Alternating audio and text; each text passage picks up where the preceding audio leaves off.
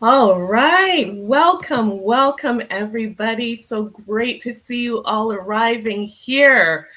All right. I hope that you have gotten everything that you need, your water, your tea, you're comfortable because we have a wonderful afternoon planned here at the Congress of Black Women's Wellness Revolution 2022. That didn't quite roll off the way I wanted it to. I'm going to say it again. It is the Congress of Black Women's Wellness Revolution 2022. An amazing afternoon coming up. My name is Debbie King. I am so excited to be back this year. I was here last year as a presenter, and I'm just thrilled to be back as your host for this evening. So you're going to be seeing me through the afternoon as I guide us all through our program. I do know a little bit about the wellness world myself. And about staying well as a Black woman in this time and in this place. We live in a world that is full of love and purpose and pleasures, but it also is full of resistance and chaos and sickness and skewed values. And those are all things that we are navigating. So I do believe that wellness is a revolution. I believe that it is a challenge, but also an opportunity for us to reclaim our health and nurture ourselves so that we can be well as individuals, as families, and as communities. So that is why we are here today. My name again is Debbie. I am based in Toronto, and I am a fitness and community leader, an athlete, and also a mother. The group coaching, the writing, speaking, and the community initiatives that I lead all inspire girls and women to explore positive pathways to physical and mental well-being with a focus on promoting safe, inclusive spaces. My decades of communication work in health and in sport as well include work with CBC Parents, Fast and Female, Black Student Success, and I've also represented Canada as a master's track and field athlete.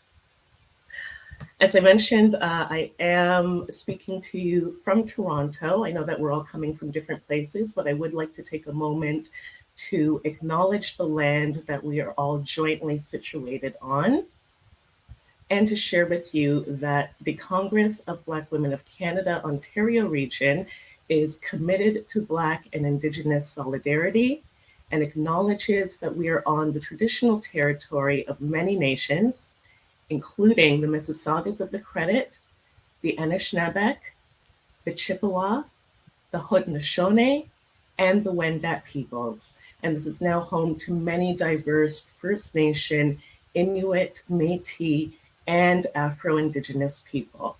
We are so happy to have a home here and to consider the wellness of the land as we consider the wellness of our people as well. All right, and then with that, I think we're going to move on to a little bit of housekeeping. All right, so I want to share with you a little bit of what to expect over our time together this afternoon and the different ways that you can interact with us, because it's definitely meant to be interactive. So starting with our lineup, we have an amazing 3-hour program. We're going to be together until 4 o'clock today, and we have this broken out into 2 sessions. Over that time, you're going to hear presentations from 3 expert speakers, a psychotherapist, a lifestyle strategist, and a nurse practitioner. And you're also going to get some practice time with them, which is really, really great. They have tons of insights they're going to share. We're going to have great thought-provoking conversations, and you are going to get tools and best practices to enrich your life and to walk away with a renewed perspective and ready to achieve higher levels of personal wellness with everything that you take from here today.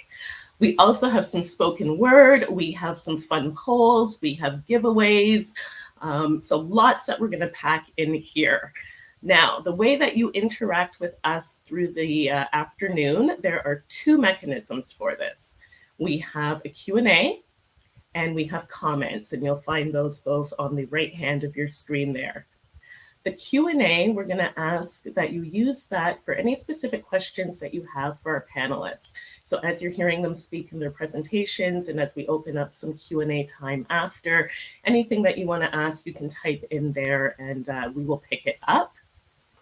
And separate from that, we have a comment section. And this is where you can have fun. This is what we want to hear. You know, that was a great point. I totally agree. This is amazing. Congress of Black Women is the bomb. That's what you're going to share in the comment section there. All right, and then we have one other really great aspect of this program. Partway through, we're going to have a mix and mingle or wellness break time. So this is a time in our program where we are going to break from the presentations for 20 minutes, and we're going to give you some chance to actually interact with each other as attendees, or to use that time to just take a break from the screen and from the workshop if you need it before we return. So that is how our day or afternoon will unfold. And then I think we can move on to our next screen. Yes. All right. So this is some of the fun that we have planned for you today. As I mentioned, we want to make sure that you walk away with tools and things that you can use and start implementing in your life. We are literally going to help you walk away with things through our giveaway. So we have put together a couple of wellness packages. They're very thoughtfully put together to include items from personal and beauty care to light reading to things to enhance your environment at home.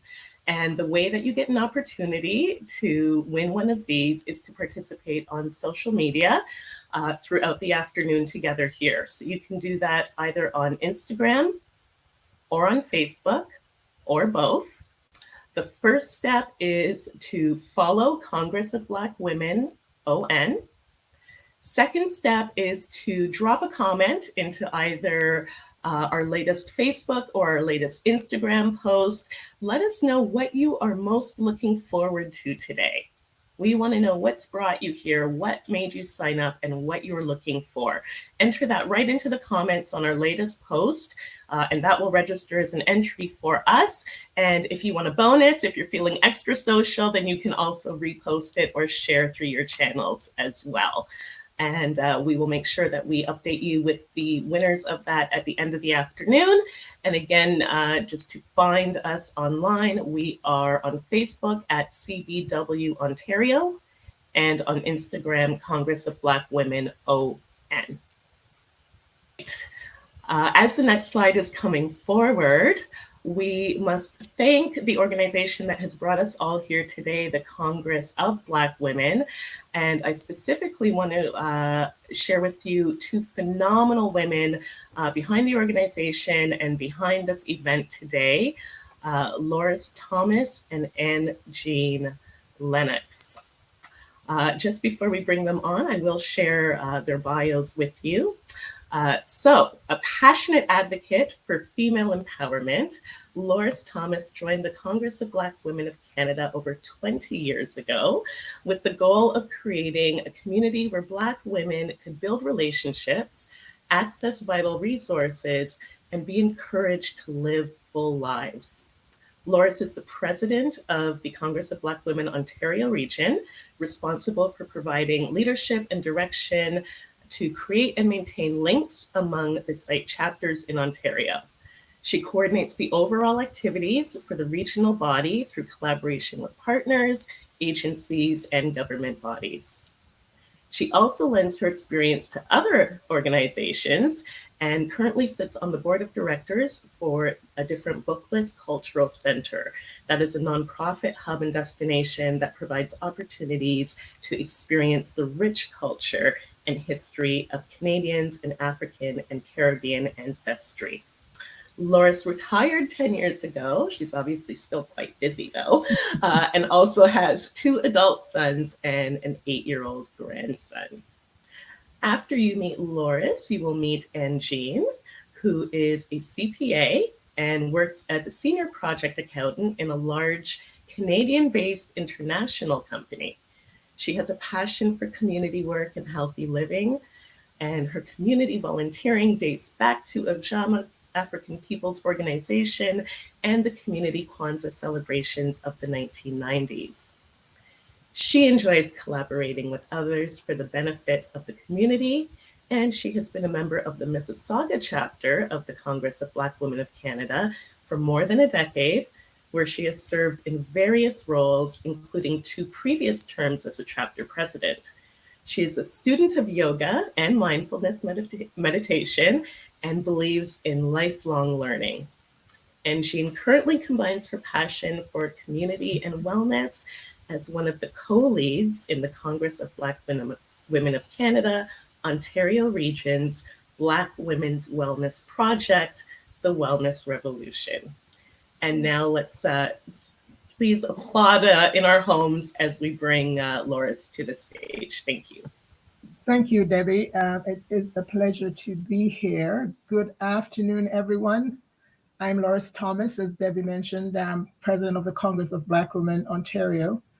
My role includes responsibility to promote organization visibility, facilitate consistency of leadership, and to coordinate responses to the concerns of the 8 chapters across Ontario. With our objective to address social, economic, and cultural challenges of Black women, we collaborate to deliver events and programs to support Black women and their families. We have a short video that we'd like to show you just to give you a little bit more about some of the things we do. Could we run the video, please? Thank you.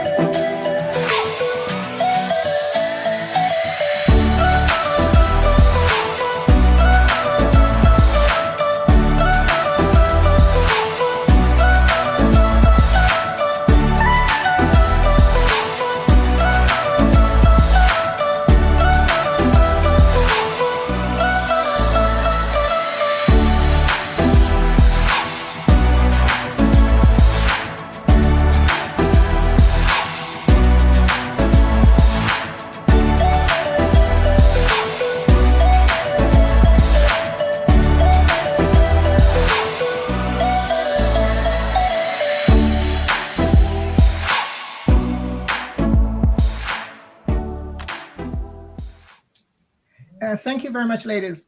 So across all the chapters in Ontario, we offer post-secondary scholarships, and it is the time now for students to be looking at what they want to do as they end their high school and head towards post-secondary education. As a Congress of Black Women, we know that education advances the entire community in the long run. So please visit our website for more information about our scholarship program. And of course, I could not do this without letting you know that we are always looking for new members. Send us an email of your interest to become a member, and we will direct you to a chapter in your area. Today, we are pleased to offer Wellness Revolution. The response last year was overwhelmingly positive, and we thank you for participating then and now. The Wellness Revolution Committee tapped into the strength and resources of our community to bring you speakers who will impart their strategies and recommendations on what we can do to help us stay healthy as we navigate life's many changes and challenges. I encourage you to listen and participate. Debbie mentioned that you can participate through the chat or through the Q&A. So please do that. We are excited to bring this to you today. It is definitely for you. I will now hand the mic over to my co-lead on this Wellness Revolution project, who will give you a little bit more about what this event is all about. Over to you, Angie. Thank you very much, Loris. Good afternoon, everyone, and welcome to Wellness Revolution 2022. Our second Wellness Revolution Summit finds us hopefully being closer to the end of the COVID-19 pandemic. Taking care of our mental and emotional wellness has never been more important. We've spent the last 2 years living through a pandemic and its impact on our mental and physical health. We've also endured the impact of the pandemic on the economy with rising inflation, the loss of jobs in the restaurant, hospitality, and other sectors. These are indeed very challenging times.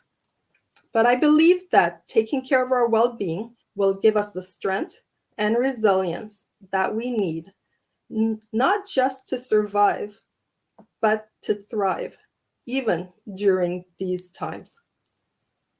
We have faced unprecedented disruptions to life as we know it over recent years.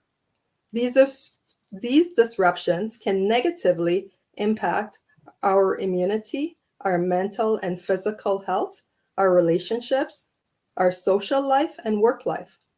But we can develop the skills to help us cope. We can develop resilience.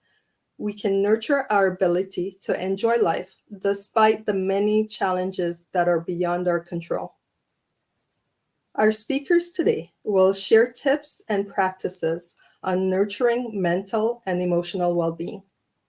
We will learn more about what we can do to support our wellness.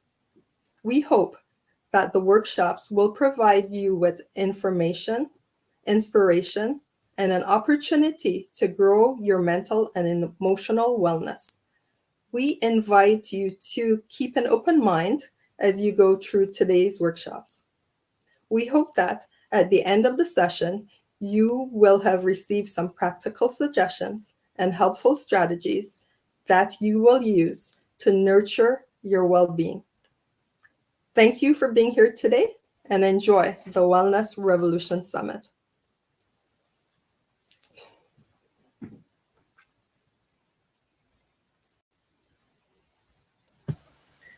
Thank you so much, Loris and Angie. And you've got me even hype again. I already know what's coming and I'm excited all over again.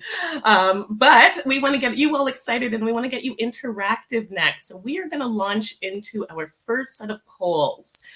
These are going to come up very shortly for you on the screen. And we have a couple of questions because we keep promising this wonderful afternoon, but we want to hear a little bit more about what's actually going to make it wonderful for you. So our first poll is up on the screen now. What is your number one wellness goal in this season? And you have a few answers to choose from there. You might need to just scroll down to see them all. Is your number one wellness goal this season managing stress? Is it making time to do the things that you love? Prioritizing your fitness and healthy eating, maybe having relationships with family and friends, or developing and growing into the best version of me. I know those all sound great. We probably can relate to a couple of those, but if we had to pick one, it's looking like developing and growing into the best version of me. Yes, it's coming up there very high. Thank you, everybody, for participating. It's fun to watch all of these numbers fluctuate. But yes, that last one is definitely coming up strong. And, I think that's wonderful because I think it really encapsulates so many of the different practices and different aspects and modalities that we're here today. Those can all contribute to developing and growing into the best versions of ourselves. And just as a second up there, prioritizing fitness and healthy eating is also looking very high. So thank you for those. I think we're going to close that one and launch into our second, I think.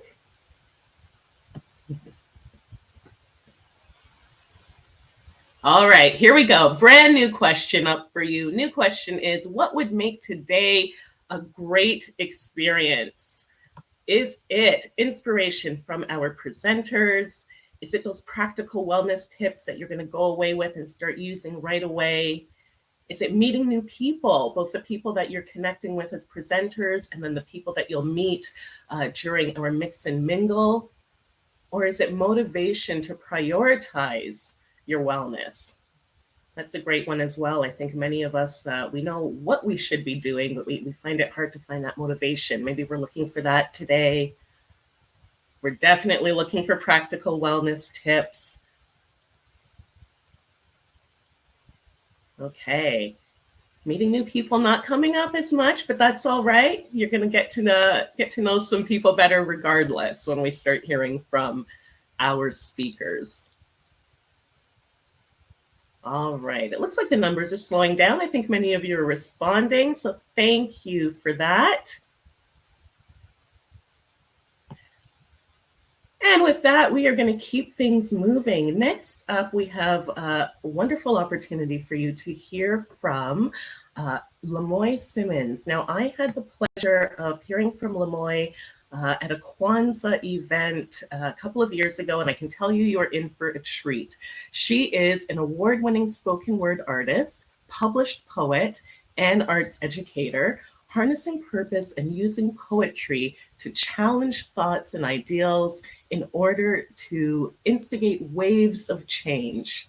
With a career that spans over a decade and winning the 2016 Brampton Citizens Award for Arts Acclaim, Lamoy has solidified herself as a change agent to art and culture, cultivating a distinctive style centering her Blackness, womanity, and love of soul-stirring conversations. Lamoy, welcome to the stage. Thank you, Debbie. I didn't even know that I saw you, that we interacted before. So that was very nice. Thank you so much for having me. It is such a joy to be a part of this wellness revolution. And I want to remind you that, honey, you don't have to try so hard.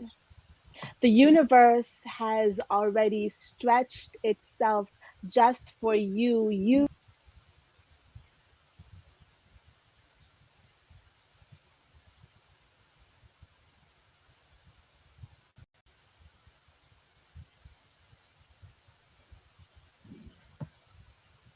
I'm going to try that again. My camera disappeared.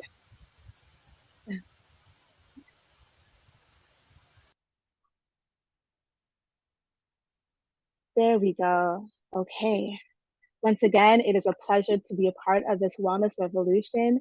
And I want to remind you that, honey, you don't have to try so hard. The universe has already stretched itself just for you. You are already here. And those that need you will find you. For your light has been on and it's hella bright. Your spoken interactions have been dropping pearls. Your words already have wings. Your light and your love is a source of nourishment for so many. Your belly is a collective of rivers, and those that need you will find you. I know your head already has a crown, girl. And I know you've seen them be gold for so long, but your crown is probably silver, dripping with all of that divine feminine energy you manifest. So the loudness of your power may be a new awareness for you, but honey, you've been powerful this whole time, and it's time that you get reacquainted with your own vibe. But there are those that need you, and they're coming to find you. Let luck no longer be your mind's participation. Honey, you are blessed, a blessing, blessed. So it's about damn time that you stop trying so hard and just journey in the being. Thank you. Lamoy, that was absolutely beautiful. I told you all you were in for a treat. I did not lie. Look at the hearts flying. I think I am sitting up a little straighter. I am wearing my crown, and I hope everybody else is. Thank you again, Lemoy. And I think that is the perfect setup to send us into our first presentation and speaker of the afternoon. We are getting ready to welcome Natacha Pennycooke. She will be presenting on understanding, recognizing, and coping with mental health impact and the mental health impact of burnout. There we go. Let me tell you a little bit about Natacha before we hand it over to her. She is an award-winning psychotherapist, an international facilitator, and a corporate consultant. She is the clinical director of Natacha Pennycooke Psychotherapy, where her team of therapists are changing the face of therapy and mental health on a global scale. In her over 12 years of practice, Natacha's work is guided from an anti-oppressive, healing-focused, trauma-informed, anti-Black racism lens and racial justice framework. Her areas of therapeutic focus include racial trauma, fear, anxiety, emotional regulation, and workplace oppression. Natacha is currently offering corporate leadership and organizational workshops on workplace mental health and wellness, inclusion and belongingness, and creating an anti-racist environment and supporting leadership equity. Natacha has presented at a number of international and national psychological conferences and is sought after for her passionate speaking style and expertise on mental health, women's empowerment, racial trauma, and healing to speak to various corporate and community events worldwide. She has volunteered with community organizations across Canada and is the recipient of the BIBLAC's People's Choice Award for Best Canadian Counselor of 2020, and she was again nominated in 2021. Let's give it up and hand it over to Natacha. Take the stage. Hello. Thank you, Debbie, for that very warm welcome. Hello, everyone. Hello, Queens. I'm just here after we had that beautiful spoken word, I'm like, yes, I got to fix my crown. And I hope all of you are doing the same. So let's get started. I really think that spoken word was the perfect segue for our conversation today. And today I am going to be speaking with you about burnout. Understanding, recognizing, and coping with the mental health implications of burnout. Now, let me know in the chat who's been there before. I can say definitely I have been there. I recognize it now, and I'm really here so I can help you all to recognize it as well. Yes, I see some people in the chat saying me. I know I'm not the only one. We as women, as Black women, we're always going above and beyond and doing the most. So this session is for you. This whole revolution is for you. So I hope that you sit back, you relax, and you get your notebooks out so you can take notes because you're going to want to. So let's go. So I don't have to go into who I am. Debbie did a great job. Thank you. What I do want to pinpoint is to let everybody know, us as Black women, it's really hard to find mental health supports and services. My team and I, Natacha Pennycooke Psychotherapy, we have a team of excellent, fabulous therapists, all whom are Black women. We offer couples therapy, individual therapy, and therapy for youth 16 plus. So definitely, if you've been searching for someone who can see you, who can hear you, who understands your lived experience as a Black woman, definitely contact us at Natacha Pennycooke Psychotherapy. We got you covered. All right. So, of course, as a psychotherapist, as a student of psychology, I'm going to talk to you about mental health, and that's what we are doing here today. I want to start with a poll because I know we've been there, right? Burnout, we've been there, but I want to ask everyone, how are you? And I'm going to ask those in the back, can you put up the poll, please? Thank you. So our poll today is, how would you describe your current mental health and wellness? Yes, right now, check in with yourself, do a wellness check here. What is your current mental health? What is your current mental wellness? Let us know. Let me know. Let me know. Let me know. Are you doing great? Are you doing so? Are you exhausted but hanging on? Or are you feeling totally, completely utterly burnt out? Let me know. All right, so I'm going to switch here. I think I could see, I think they're coming in. I definitely want to see the results. So back end team, we want to see these results as they're coming in. I hope everyone's taking a moment to write this in. All right. Okay, I have some people writing in a chat as well. I have some so-sos. Okay, it's asking me to vote too. So I'm going to vote as well. All right, now I can see them coming in. Okay, excellent. So I have some doing great. I got some people who are so-so. I have some exhausted but hanging on. I have a few totally burns out. Definitely put your votes in. Do a check. Even if you don't put it in, check for yourselves, right? We don't spend enough time asking ourselves, hey, how am I doing? What's going on with me? All right. Okay, right now we have exhausted but hanging on. Exhausted. All right. Some people in the chat are saying their options are not there. I think the backend will help you with that. Some people are saying burnt out, also dealing with grief. I am so sorry. My heart goes out to you. Grief is such a hard emotion to deal with. All right. So I think they're still coming in. They're still coming in. But right now we have individuals who are saying exhausted but hanging on. Exhausted but hanging on. And I get that. I resonate with you on that one. All right. Right. And I have other people putting messages in the chat. Thank you for that. I will have an opportunity to go over them. So I think we have a lot of individuals who have put in their votes. So right now, I'm not sure if everyone can see it, but I will tell you what I have on my end. So for I'm doing great, we have about 20% individuals who are saying 20% that they're doing great. Individuals who are saying I am so-so, we have about 23, 24%. I am exhausted but hanging on. That's the leader right now at 42%. And I am totally burnt out. That's right there at 14%.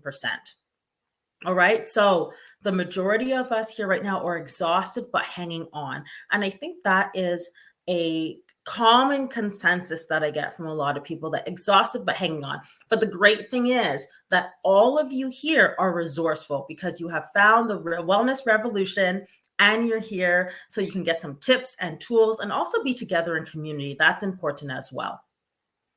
So we're going to go into understanding what in the world is this thing called burnout? What is this? What is burnout? So what is burnout? Let's go. So there's these things called availability, capacity, and burnout. I'm going to explain them to you. Availability. Now I want you to think availability is what you have free. So a lot of times we may look at our calendars and we think, yeah, there's nothing there, nothing in my calendar. I have availability, right? Sometimes what we don't recognize that availability is free time. Free time. Not that I have to send emails, not that I have to pick up the kids, not that I have to do laundry. Availability is really free time. Capacity is, what do you have left to give? What do you have left to give? What capacity do you have left to give? I want all of you to think about it as a mug, right? So I got my mug halfway full of tea, or cold tea actually, but it still has tea in it. So when you go to the cupboard in the morning to get your favorite mug for your tea, for your coffee, you go to the cupboard, you open it up and you have a whole bunch of mugs there, right? Those are all available. They're not being used. They are available for your use. Then what you do, you pick one, you put in your tea, you put in your coffee, and you fill it up, right? So you fill it up. So this part is being used. This much is left, right? That little bit that's left there. That's your capacity. Capacity is what I have left after there's already stuff in it. What happens is a lot of times we as women, we as Black women, we don't recognize our capacity and we go over. So imagine you have this mug. It already has something in it. In the morning, you're pouring in your hot water, you're pouring in your coffee, and you don't realize what the capacity is, you don't realize what's left in there, and you fill it over to the point where the hot burning water is spilling out. Your hand is holding it, you're pouring the water, it spills out. What happens? You burn your hand. That, ladies, is what burnout is. It's when you go way over your capacity, your mental, your emotional, your psychological capacity. You go way over and you are burnt out. You have nothing left to give. That is what burnout is. And it's really important for us to understand that. So now that we have a little bit of understanding about burnout, I want to go into recognizing. How do we recognize what burnout is? So let's go into what these signs are, okay? So as Black women, we may not readily notice the signs of burnout because we're so used to giving of ourselves. We're so used to wearing that superwoman cape. We're so used to trying to live up to the cultural expectations, the societal expectations, the family expectations of being there for everyone, for ourselves, for our spouses, our partners, our parents, our grandparents, our children, our friends, our family. For many of us, especially for Black women, for many of us, we may not understand what burnout is because we're too busy doing that, being everything for everyone else. So sometimes what happens, burnout can feel like not being good enough, or to feel like we're failing because we're so used to going at 100 all the time that when we're maybe at 80% or maybe at 70%, it feels like, what's wrong? Why am I not doing this well? Why am I not moving forward? Why is this so hard? Because I should be, right? I should be at 100, therefore I'm not doing well. That's a lot of times what happens. We don't recognize what burnout is. The Dictionary of Psychology defines burnout as the physical, emotional, and mental exhaustion accompanied by decreased motivation, lowered performance, and negative attitude towards ourselves and also towards others. Some of the signs of burnout are just this. They're fatigue, right? Feeling physically tired and emotionally exhausted. It's feeling overwhelmed by tasks that used to be easy to complete, right? Those things that used to be really easy, really enjoyable, that now all of a sudden, they're really hard to complete, really hard to do. These tasks, we're not able to do them anymore. They're not fun. They're not enjoyable. As I said before, burnout can feel like not being good enough. It can feel like we're failing. We could have the headaches, the tension headaches in our backs, in our necks, in our shoulders. We can end up feeling anger, a lot of anger and angry at ourselves, angry at others. We could also feel frustrated and a lot of frustration. We could feel like, oh man, I'm not able to function. And there could be changes in our sleep and eating patterns. Now, some of you out there may recognize these symptoms. These are some of the symptoms we also see in depression. But burnout is that I'm not able to function. I'm feeling really down, really tired. There may be symptoms of depression there, maybe some symptoms of anxiety there as well. So this is really important. I want everyone to take note what these signs are. A lot of times we don't recognize them. We need to be able to recognize them. All right. Okay. Is everyone with me? Everyone's with me? And put your questions in the chat. We have our team at the back end who is going to field those. Great. Amazing. I see some hearts. I see thumbs up. Okay, cool. All right. So let's move on to coping. This is a mini workshop. So I'm going really, really quickly because we have some amazing presenters coming up after me, but we need to understand this burnout. We need to understand coping. All right. So coping is one of those things is how do I deal? People talk about coping so much nowadays, but really what coping is, how do I deal with this thing? How do I deal with burnout? So I'm going to give you a couple of tips, right? It's so important to recognize. Anyone who has heard me speak before, anyone who's been in therapy with me knows that I always talk about recognizing and identifying. You need to recognize that you may be experiencing burnout. And that's why the previous slide, knowing the signs, is so important. You need to be able to recognize it so that you can then take care of yourself, that you could take care of your mental health, right? Seeking out a therapist, seeking out a safe space to talk. Therapy is therapeutic, but it doesn't have to be the only thing that's therapeutic, right? We have so many different practices that can be therapeutic. We have yoga, we have mindfulness, we have going for walks, we have going to the gym, seeing a personal trainer, playing outside, hanging out with the kids, but doing something that really, really feels good for you and feels safe, psychologically, emotionally safe for you. Another big thing is taking those breaks, right? I'm guilty of this. If I don't put lunchtime in my schedule, there are days that I'm just going to skip over that. But we really have to be more aware that we need to plan our breaks. We need to plan self-check-in time into our day-to-day schedule. What does that look like? It doesn't have to be a full hour in your day. It could be 5 minutes of getting up from our desk, going outside, standing by the window, getting some fresh air, just to say, hey, I need to take a break. I need to take a break because I recognize the importance of taking a break. I know a lot of us may come from families and cultures where taking a break has been equated with laziness. But honestly, we need to drop those negative things that we have been told and being able, you know what, in order for me to be okay, in order for me to carry on, I have to be able to take a break. And that's really great to do, right? So do those daily check-ins with yourself. Ask yourself, how am I doing emotionally today? How am I doing physically today, right? Checking in on yourself, so important.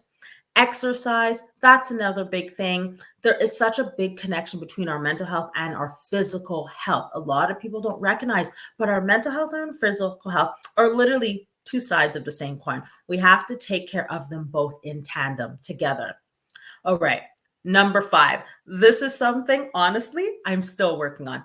Delegating. Delegate. Who else is struggling with this? I struggled with it. I'm getting better at it because I recognize how important it is to delegate. Yes, I see some thumbs up. We need to delegate and share those responsibilities. We cannot overcommit ourselves. We cannot go over our capacity because what's going to happen? We're going to get burned. And honestly, we have too much amazingness and greatness to share with the world to be burnt out. So do not overcommit yourself. Share those responsibilities. Those fears that we may have around missing out, about not being good enough, let's put them on the back end and be like, hey, delegating actually gives me space, gives me capacity to do more. Of course, we may want to be everywhere. We want to be able to help everyone, but that's not realistic because if we're feeling tired, if we're feeling overwhelmed, if we're feeling frustrated, if we're feeling burnt out, we're not going to perform at our best, whether our best is being CEO of a company, taking care of family members, caregivers, helping our children, whether it's washing dishes, doing laundry, we're not going to be at our best if we are tired and burnt out. So definitely we need to take care of ourselves as well and delegate. And so we have some takeaways, right? I know this has been really, really quick, really, really rapid fire, but we want to take these into consideration. We want to be kind with ourselves, right? We want to be patient with ourselves. We are not very kind to ourselves all the time. Sometimes if we really check in, if we would talk to other people the way we talk to ourselves, yeah, that wouldn't really work. So we have to be kind to ourselves. We have to be patient with ourselves. We have to have empathy and understanding for what we're going through. We have to be emotionally present. That's why I said, check in. How are you doing? How are we doing? We have to also not internalize that the problem is us. We have to get to a place of understanding, okay, what's going on? And we have to know, I know there was someone in the chat who mentioned that yeah, we're going through this pandemic, but there's been dual pandemics that have been happening at the same time, especially in terms of being Black individuals. We have to recognize that, our Blackness is not some of the issues, is not the problem. We have to create safe space, such as this. We have the space that we're creating this afternoon with the Wellness Revolution. We have to create safe space to talk about, what am I going through? How am I doing? We have to center our emotionality. We're not taught really to center our emotionality. We have to be able to understand what's going on with us emotionally. Also, you know what? Seeing certain things over and over on social media, that could lead to the exhaustion, that could lead to the burnout. We have to be able to say, hey, it's okay to unplug from the news, from social media. We have to build community supports. This is why I love this group. We're able to do that right here, build community supports. We need to practice self-love, self-care, self-compassion for ourselves. So everyone, thank you so, so much. I hope that you were able to take away some gems and some tidbits. I see there's a lot of chat happening. I'm going to try to sit down here and go through them. And I think Debbie's going to come back on to facilitate Q&A. So questions, comments, definitely put them there. Follow me on social media at NatachaPennycooke.therapy. Let me know how this was for you. Any feedback you have, I'd love to hear it. Thank you so much, everyone.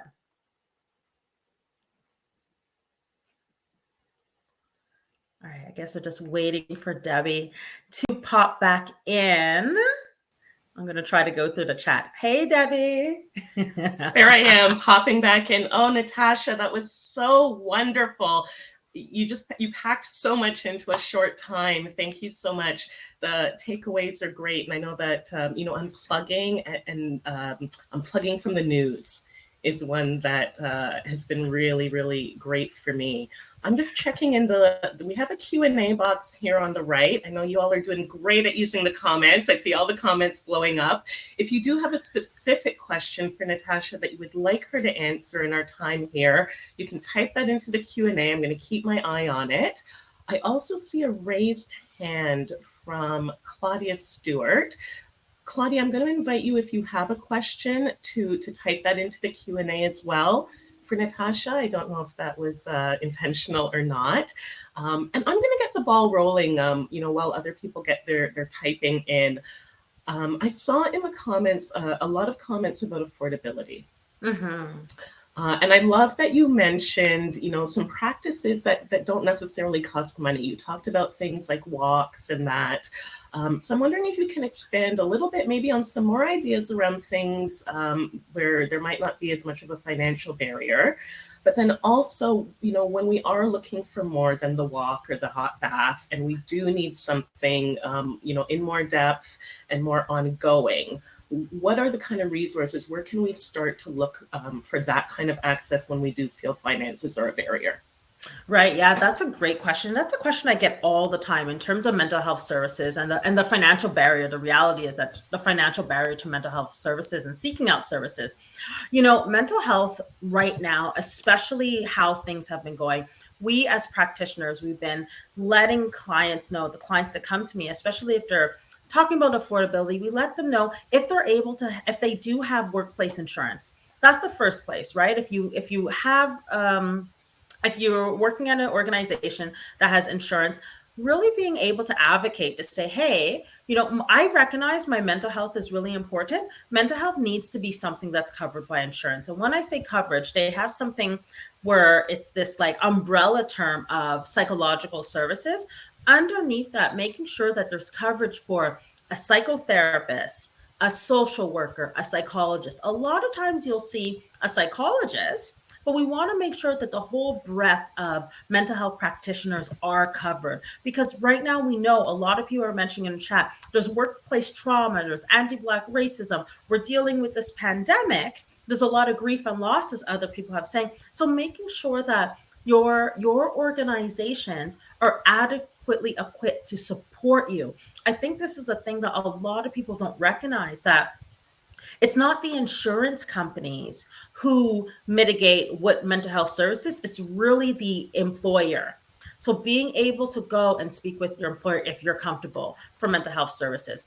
I think another thing is really recognizing that, yes, therapy is something that I'm a mental health practitioner. It's something that can be very helpful for mental health, but there's also other things. So maybe it's I need to find a support group, right? Maybe it's not with a mental health practitioner, but maybe there's a support group run by peers that can be something that you're a part of. That piece that I gave in the takeaway about finding community, that's really big, because finding community is really about, where do I feel seen? Where do I feel heard? A lot of times with different companies, I hear this a lot, especially when I do workplace wellness things. It's the idea of, I don't feel seen, I don't feel heard, I have to explain myself. Having a space to go to, a community space to go to, where you feel seen and heard and recognized, is really big and can do a lot for your mental health. Also, there are community health centers in the Ontario area. It's called CHCs, community health centers. Right around Canada, there may be different things. I know in the Montreal, Quebec area, there's CLSCs. So these are organizations that have mental health practitioners on their team. Now, the reality is there's waiting lists, right? There's waiting lists. Sometimes they're 6 months long. Sometimes there's a year long. Get on those waiting lists, just in case that when the time comes, you can access. And until, say you're on a waiting list, until then, being able to reach out and find other supports. Because right now, mental health is not covered through OHIP or through Medicare for the people other places in Ontario, but it is something that we as practitioners, we're continuously talking about, continuously fighting for, because it's really hard, right? It's really hard. And the reality is that us as practitioners, we spend lots of time in school to be able to do this as our job, as in our craft, and we want to be able to help everyone. But the reality is, a lot of times practitioners are feeling maxed out and at capacity by doing so much as well. There's a lot of practitioners that have freebies, who do a lot of low cost events to be able to help out the community. So really being able to look for practitioners that you want to work with, asking if they have sliding scale. I have a whole bunch of questions on my website at natachapennycooke.com on how to find a therapist that's a good fit. And those are some of the questions that are there. Hope that was helpful. Yes, and I actually do see a follow-up question that has come up in the Q&A, so hopefully we can address this. Yeah. Yes, there we go. Thank you. I think it's Denny Milton has said, I'm covered through benefits, but there's no direct billing. So I'm struggling to come up with the funds up front to be reimbursed at a later date. And why do you not do direct billing? So I don't know if this is a question directly for Natacha. Myself or someone else. Yeah. So I know for myself, and I know some other colleagues of mine don't do direct billing, because there's the reality is that they're from on the back end of things of business life. There's this whole bunch of different I guess fees and things that go into it. Sometimes direct billing covers a portion of that fee, and then it becomes a little bit difficult to get the rest of those funds. So there are various individuals who might do direct billing, who may not do direct billing. It really depends on the organization, maybe how established the organization is. If it's a newer organization getting running, that may be some of the reasons why direct billing is not something that is offered at the time. Thank you so much. Thank you for the question, Denny, and thank you for the response, Natacha. So much wonderful information. We know that you're going to be back with us a little bit later in the program to give us some more kind of practical things that we can work on. Oh, we do have one more. We have one more. Yeah, we're going to take it.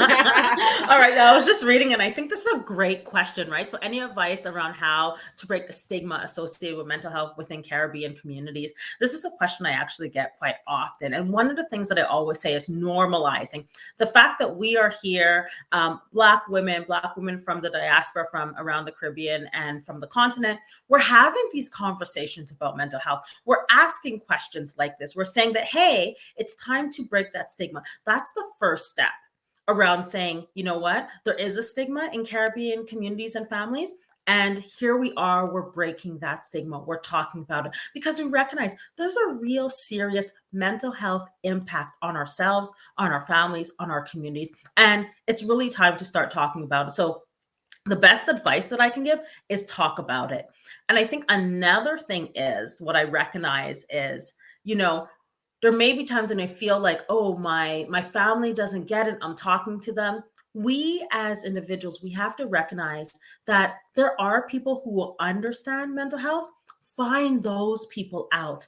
I think it's a disservice that we do to ourselves by going to individuals for support who may not have their own capacity, maybe their own mental health, maybe their own traumas that are impeding them from being able to understand. Go to the people who understand. You don't have to always look for the validation from the people who do not understand. Go to people who do. You have a community right here. Go to the supports who will get it and normalize and talk and have those conversations. And then the individuals who are still stigmatizing mental health, they may slowly get on board to understanding, but you don't have to be one of those people who only go to the people who don't understand. Find a community that does. I think that is perfect, Natacha. And I know that we still have so many questions coming in now. Everybody's getting warmed up now. Yeah. But we are going to keep moving in our program. You will be able to address those with Natacha again later on. We also have her contact information that we'll share again so that you can keep in touch as well. So thank you, Natacha, so much. You're welcome. Welcome. Thank you, everyone. Follow me on social media, NatachaPennycooke.therapy. See you later. All right, that was amazing. And that was just the first of 3 experts that we have. I'm so delighted to introduce our second one to you. And this is a presentation on how to use emotional resilience to overcome adversity in life. It is brought to us by the wonderful Natacha Pennycooke. And when she comes on, I'm going to have her do us the pleasure of saying her name so we can hear it as it's meant to be said. But Natacha is a business and lifestyle strategist, international speaker, author and publisher, and wholesale expert, helping passion-driven entrepreneurs increase their wealth, their confidence, their impact, and freedom. Natacha has been featured on Rogers TV, Hay House Radio, The Huffington Post, Mompreneur, and named Top 100 Black Women to Watch in Canada 2020. She's a multi-passionate entrepreneur and founder of My Empowered Living and Boss K, author From Aspiration to Fulfillment, Bridging the Gap from Where You Are to Where You Want to Be. And where we want to be is right here with you. I am handing the stage over to you. Thank you so much. Thank you so much for the introductions. And yes, it's Uchechi Ezrike Bosse, so you did well. And I'm going to do a quick screen share for everyone before I get started. There we go. Letting you get up. There we go. Okay, so today I want to talk about how to use and leverage emotional resilience to overcome adversity and really live your dreams. Here's the thing, right? For the past 2 years, we really had to strengthen our resiliency muscle. And I think as Black women, and somebody mentioned in the chat before, this went beyond the past 2 years. And I think the last 2 years and everything that happened with the pandemic just underscored and highlighted more things for us.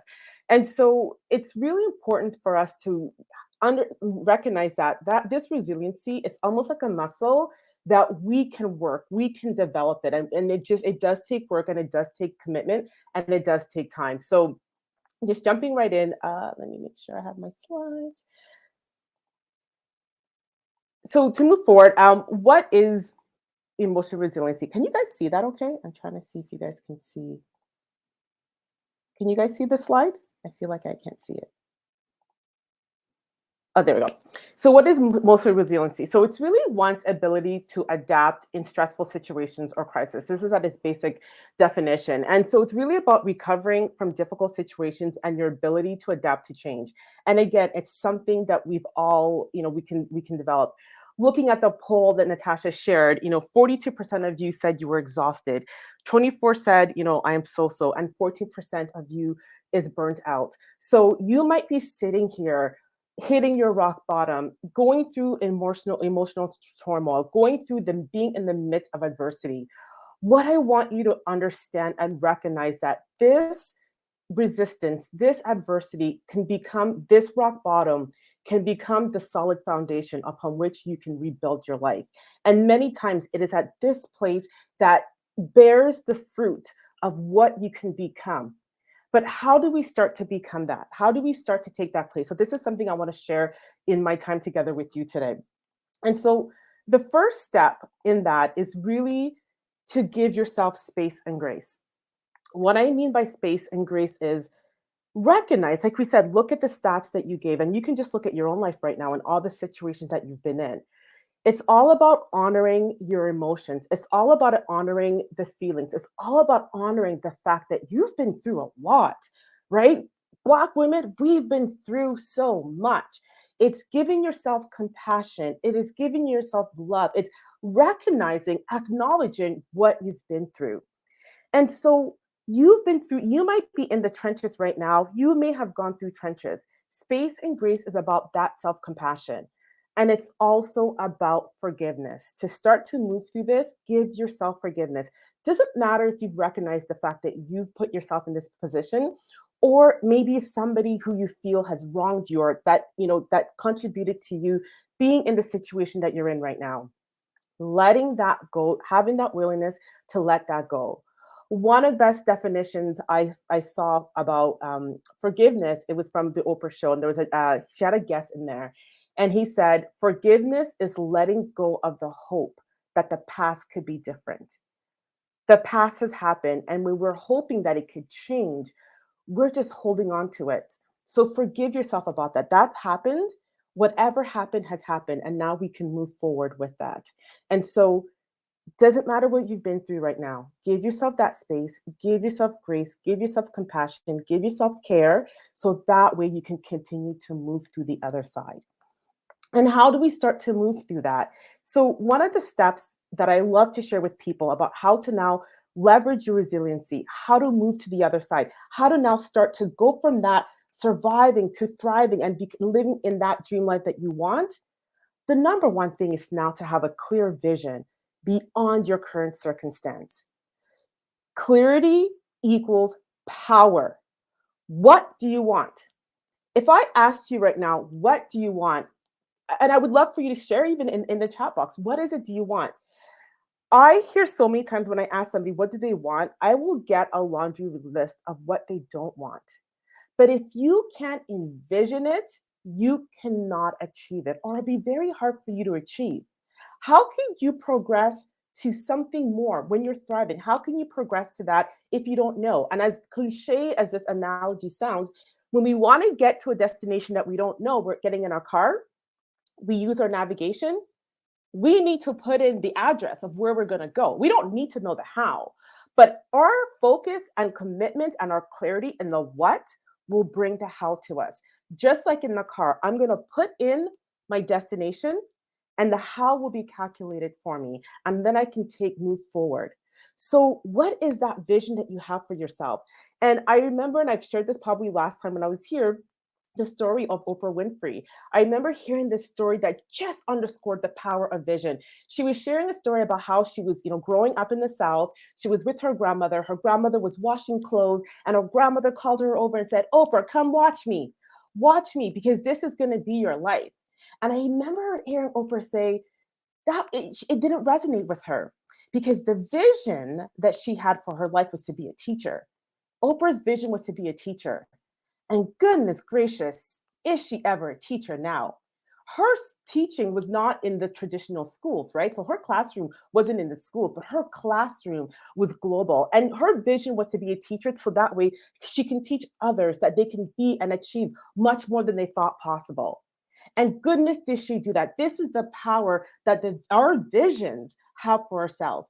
I remember the vision of me when I was working full time. My vision was I wanted to be independent. I wanted to work from home. I wanted to be able to take my kids to school, do all of this. I didn't want to commute from Whitby, where I lived, to Brampton. That was my vision. And it was in holding onto that vision, regardless of what was happening, regardless of the fact that I had to work full-time job. It was my commitment and that vision that allowed me to now be in a place where I'm working from home.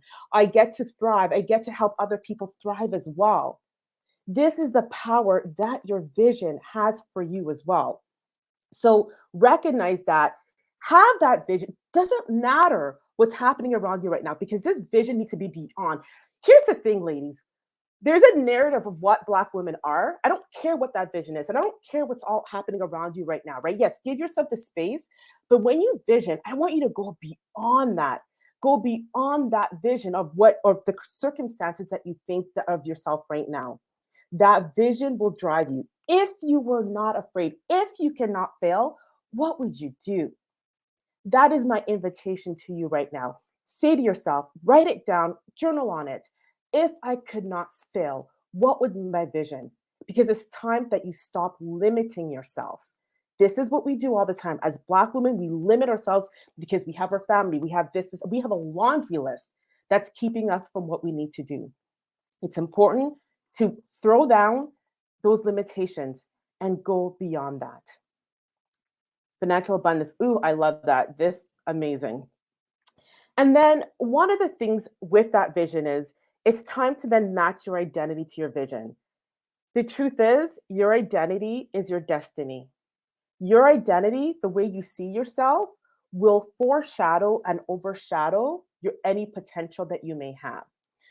The biggest work that I ever done on myself was to really change who I'm seeing. And I'll share a story about where, I remember like in my early 20s, I had bought in a condo, and I remember I had this beautiful art. It was this beautiful Black art. It was like this Black woman. She was going up a hill. She was carrying a big bag, and there was sweat drenched on her face, and there was a picture of a man at the bottom, and I forgot what to say, but it was like, I am strong, I'm this, and it was just this epitome of Black strength. To the surface, it was great, but when I started to understand my identity, and I recognized that I was programming myself to be a survivor, to work hard, to have sweat drenching down my face, and I said, no, no, no. My identity, I look at myself in the mirror and you look yourself in the mirror and you say, this is what a wealthy Black woman looks like. You say to yourself over and over and over again. I have my journal, and what I write in my journal is the identity. Money piles up for me. I'm a sought after speaker. I'm great at what I do. I give people breakthroughs. And I say this over and over again. Your identity is your destiny, because you can do all the things. You can do all the things. But if you don't see yourself as a person who has it, you're going to self-sabotage. You're going to always go back to your identity. It's a set point, right? And this is my mission, because here's the thing. When I go around and I meet certain Black women and they're like, oh, I wish I can do this. And to me, it's not a wish. You want to get to the next level? Match your identity to who you say you want to be. That's the work. That's the work. And you know what I love about this work? I don't need the government to give me a bailout. I don't need my boss to say this. I can determine that. And when I step into that, then I show up differently. It's time for us to now no longer shrink who we are. And that starts from matching our identity that we want, our identity, to the vision. That is the biggest work. Who do you need to be? So then you can do what you need to do. Then you can have the results. It's not about having something first, because you're going to self-sabotage yourself. And again, the beautiful thing about this work, look in the mirror.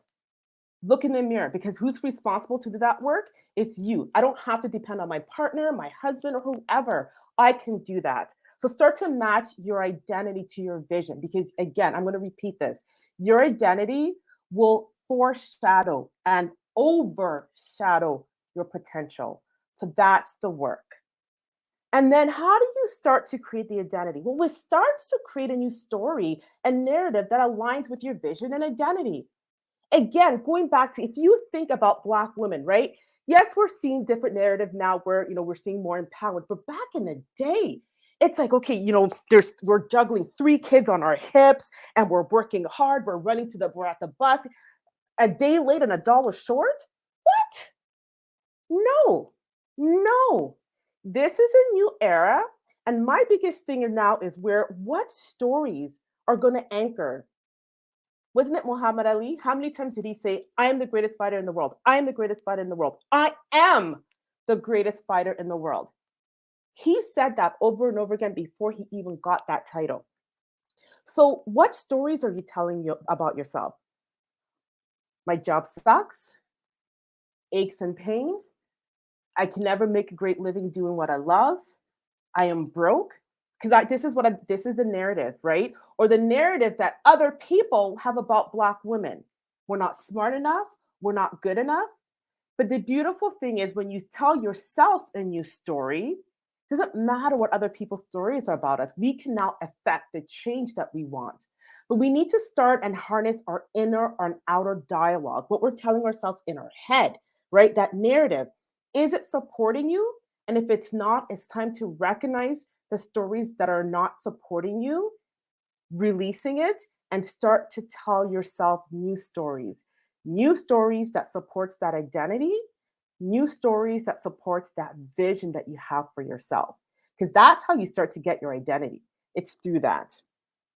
And then the other piece is about really focusing on the outcomes that you want to create. I know, oftentimes it's easier said than done.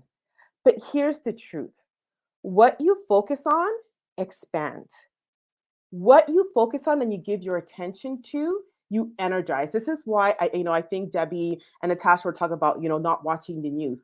I don't watch that because when I see that, I am giving myself, this is me giving myself my attention to it. What I give my attention to, it's voting, right? So whenever you're voting, like whatever you're focusing on, whatever you're placing your attention, just think about it. Anything where you put your attention to, you're energizing it. You're giving it power.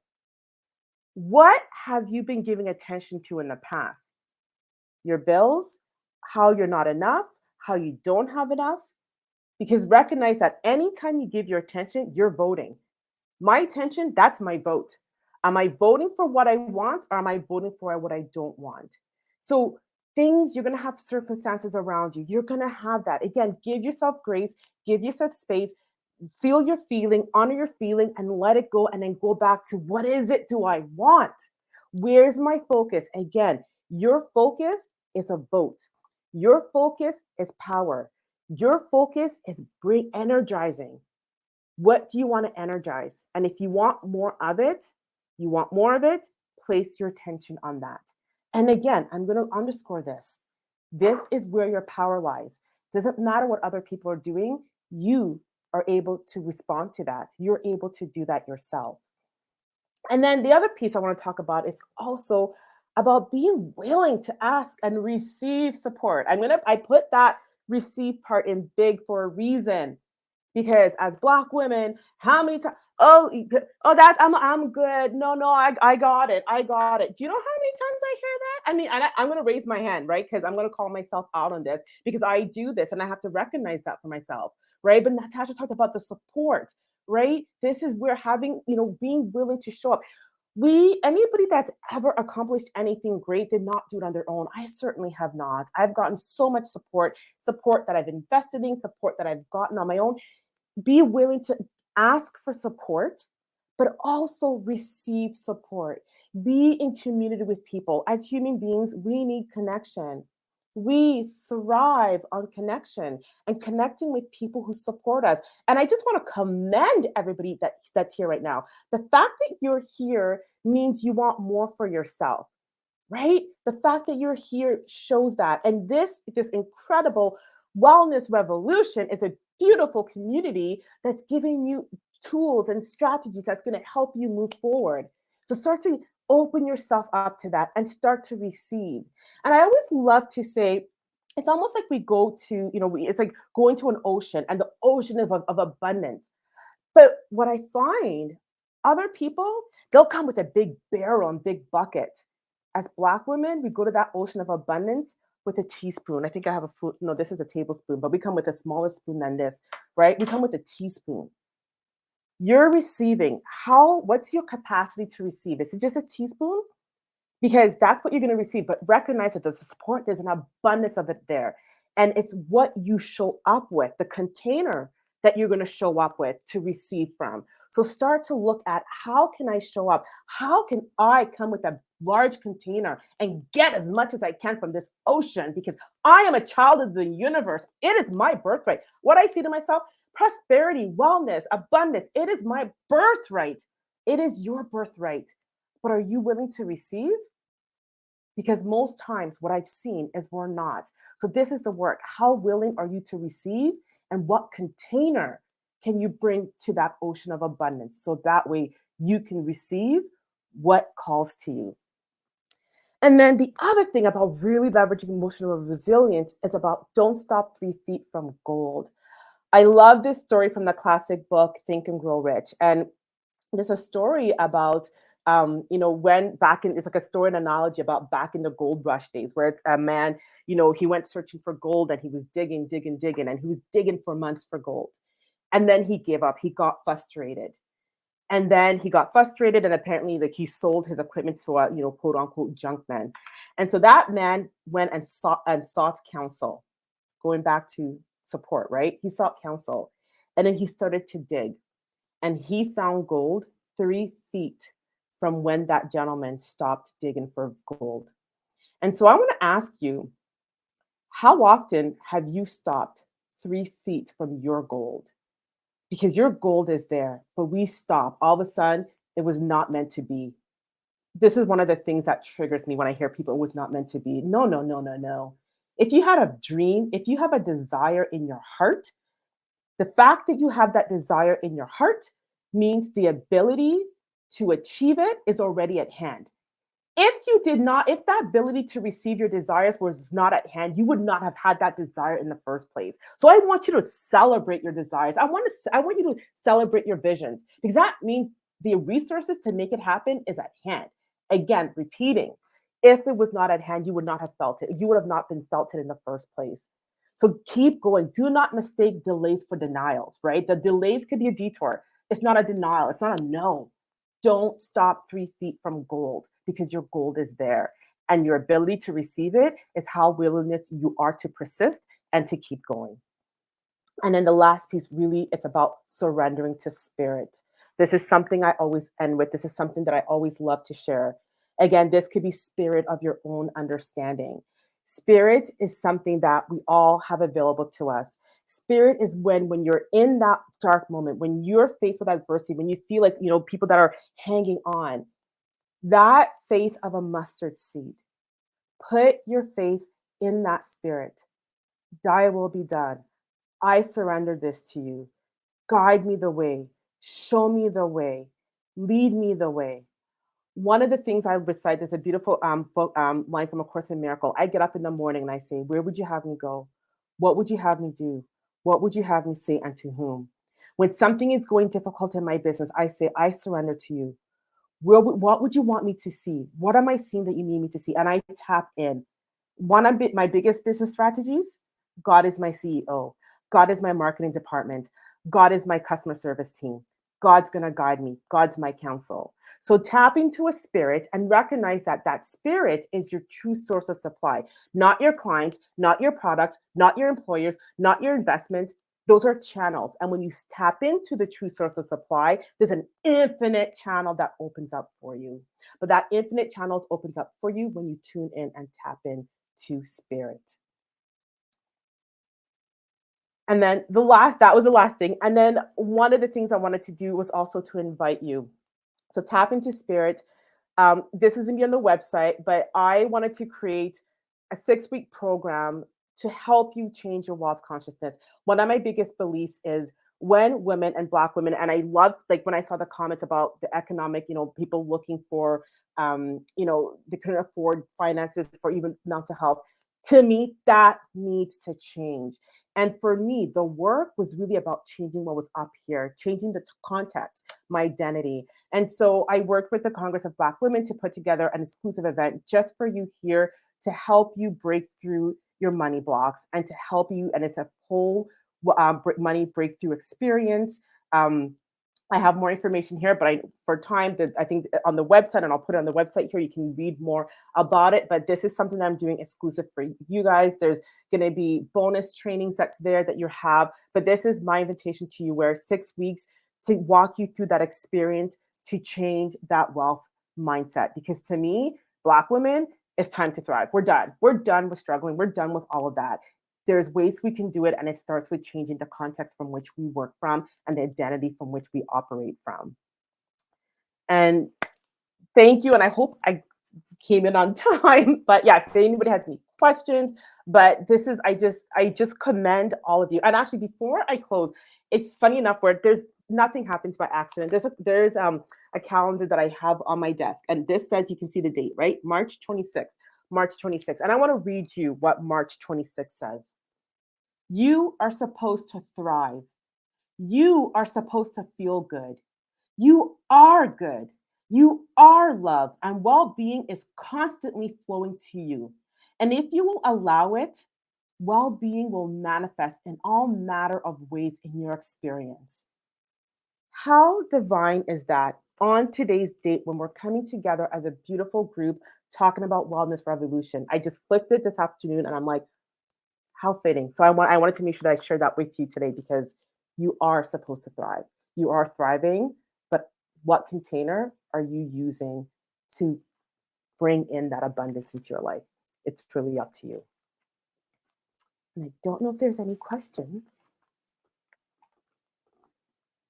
And I'm going to stop share. There we go.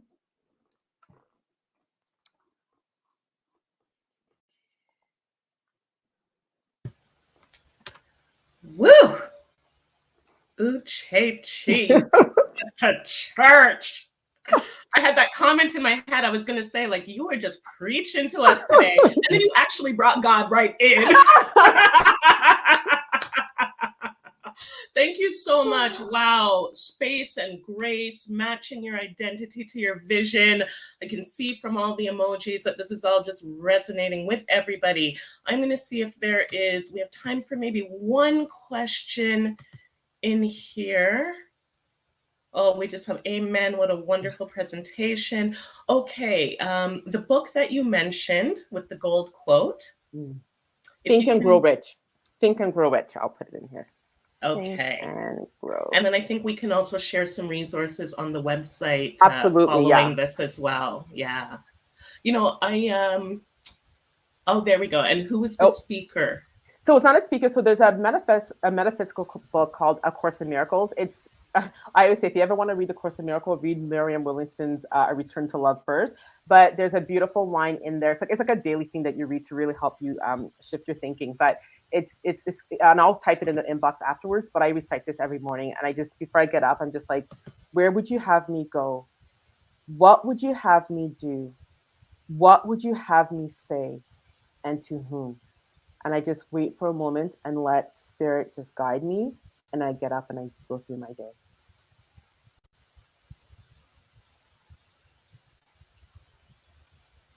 And I will put it in the chat box after, so that way if anybody wanted to copy it, copy and paste. That is so beautiful. Thank you. You have given us all so much. I think I can't see everybody, but I imagine everybody's smiling and feeling as warm and filled as I am. So we are going to see you again later, but thank you so much, Uchechi, for all your time and gems. Thank you for having me. Thank you for Congress of Black Women. This has been amazing. And thank you for all your energy, the comment box. I love your energy. Thank you so much. All right. So we are going to switch gears a moment here. We have been sitting in our seats for about an hour and a half here, and we have promised you some time to break. So what we're going to be doing now is we're going to be taking 20 minutes to move into another gear here. And you have two choices. We have some dedicated mix and mingle time, which we do hope that many of you take advantage of. What's going to happen at the end of this session, this session is going to end, and you will be moved into our lounge where you'll have the option to join a table. So you'll be at smaller groups with other attendees at that table, and you can decide where you want to be seated based on the different table topics that are going to show there. So just to give you a rough idea, they're up here on the screen, but talking about maybe your favorite morning or evening routine, maybe about talking about parenting, during the pandemic, career tips. So those are all there for you to read, and you'll see them when you go to move into that room. Again, you'll be there for 20 minutes, and then we'll come back to the main session for our third presentation. Now, I do recognize, again, that it's a lot of screen time, a lot of sitting in one place. So if you're just feeling like you would rather use the 20 minutes to just get away from the screen, go check on the family, get a snack, stretch your legs, do whatever you have to do, you are more than welcome to do that. We'll just ask you to come back and join us again at 2:50 at 10 to 3. When we return. And then the last point, while you're being social, while you're taking that break, remember that we do have our giveaways going on. So you can also jump onto social media, onto Instagram or onto Facebook, and you can look for Congress of Black Women of Ontario. Tell us what brought you here today, what you're most looking forward to taking away, and you could take away one of our awesome prizes. All right, getting it all out, and I think that our back-end team is probably ready to end our session and move us into that lounge. So I'm just going to pause while I take a moment to do that. And we will see you all there in the lounge or back in the session here at 10 to 3. Thank you.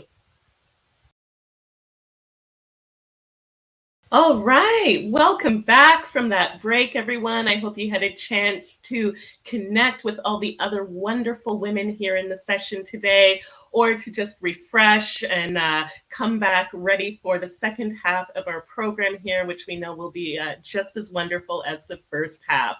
We are going to jump right into it, and I am going to reintroduce Lemoy. Lemoy, please take the stage.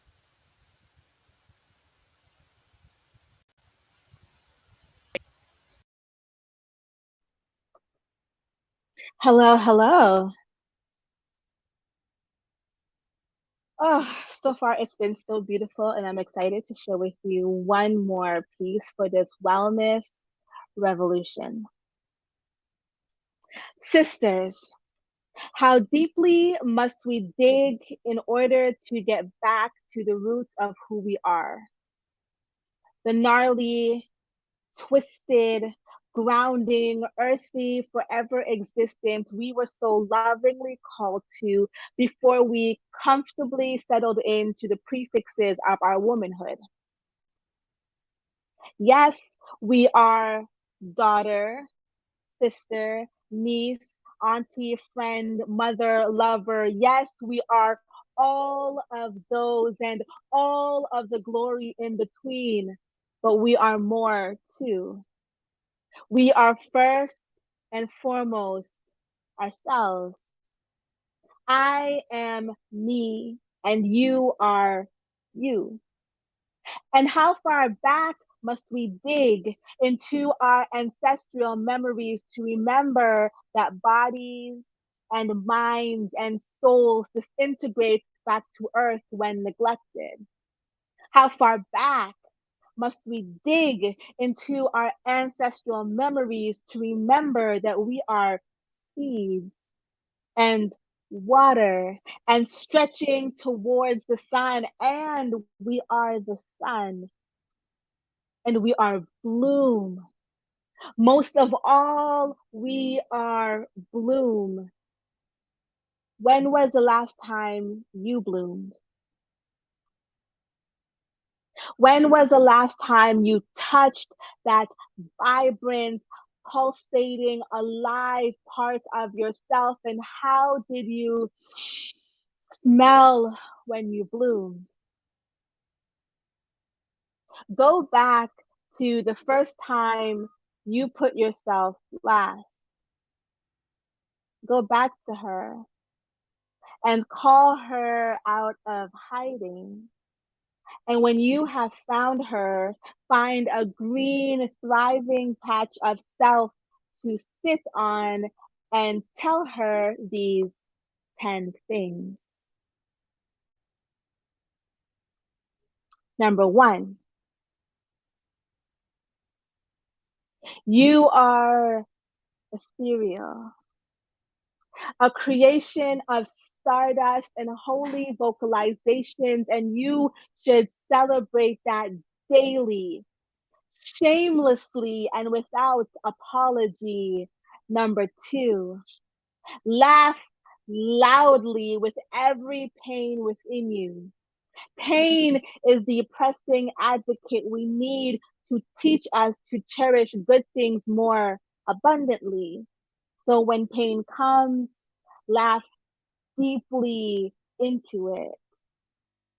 Number 3, surround your breathing with people who love you when you win and who love you when you lose. But when you forget yourself, they will remind you who you are. Number 4, you are a divine nurturer.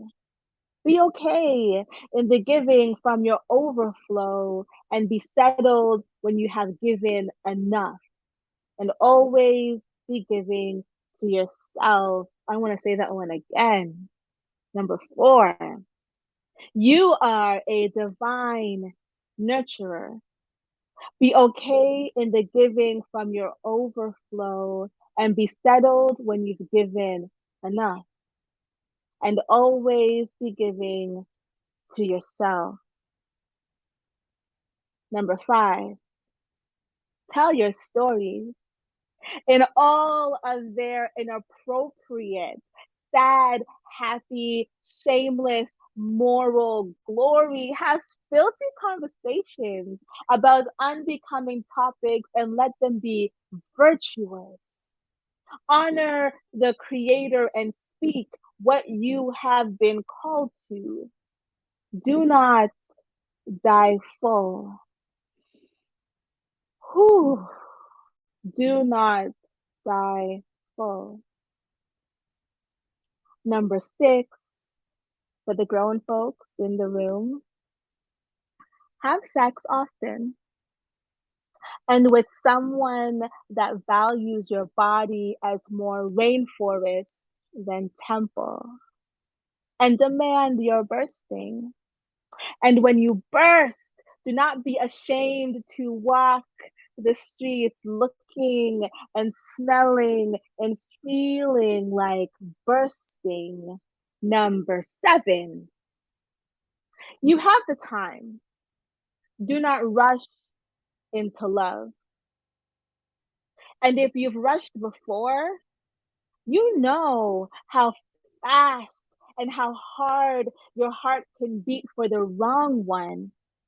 So place your imaginations in the thought of how fast and how hard and vibrant it will beat for the one who is right.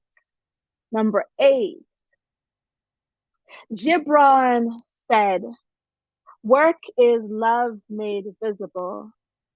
So love what you do and declutter your awareness about money and then get money.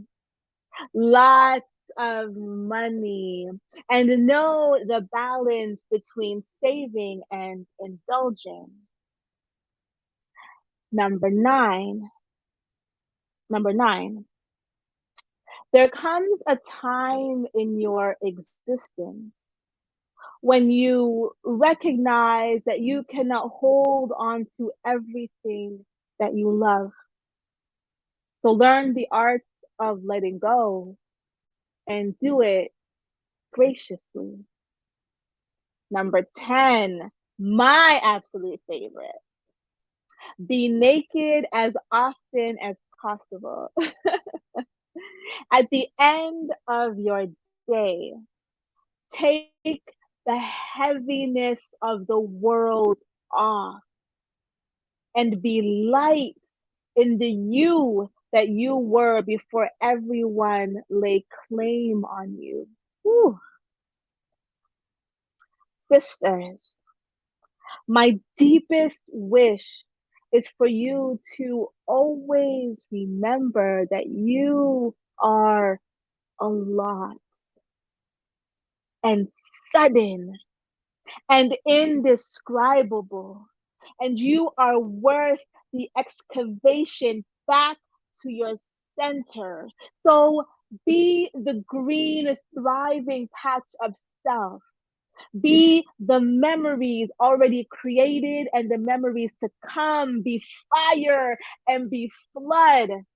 Be the calm before, in the midst of, and after every storm. My deepest wish for you is for you to be who you are, and be it with the loudest voice possible. You are loved beyond all measure. You are loved beyond all measure. You are loved beyond all measure. So, sisters, remain. Shane, amen. Thank you for having me once again at this beautiful wellness revolution. Thank you so much.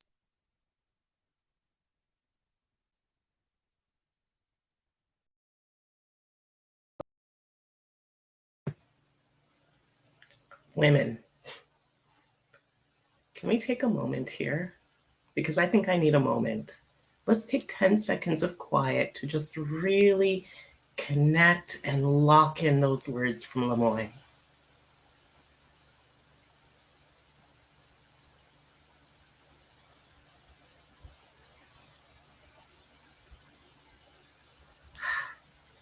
Lemoyne, thank you so much for your beautiful self, for your beautiful words, which I have no doubt that we have all connected with.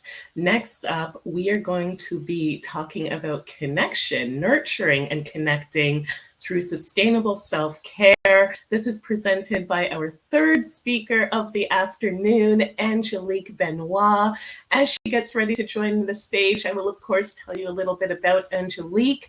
She is an active mom who holds a degree in psychology, a master's of science in nursing, and completed her nurse practitioner degree specializing in mental health. She is certified by the Mental Health Commission of Canada and completed her Mental Health at Work Leadership Certificate. Angelique has over 20 years of nursing experience, both in Canada and internationally.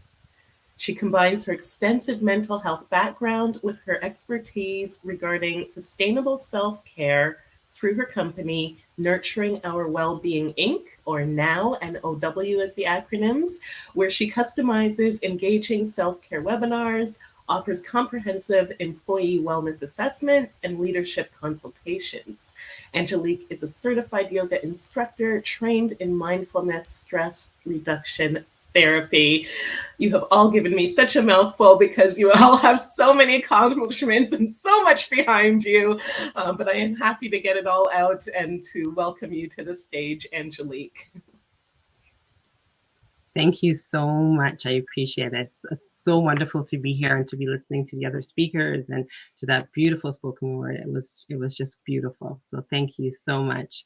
The energy is great here. So I'm going to try and share my screen here and wish me luck here with this. Let's see if I can get it open on the first try.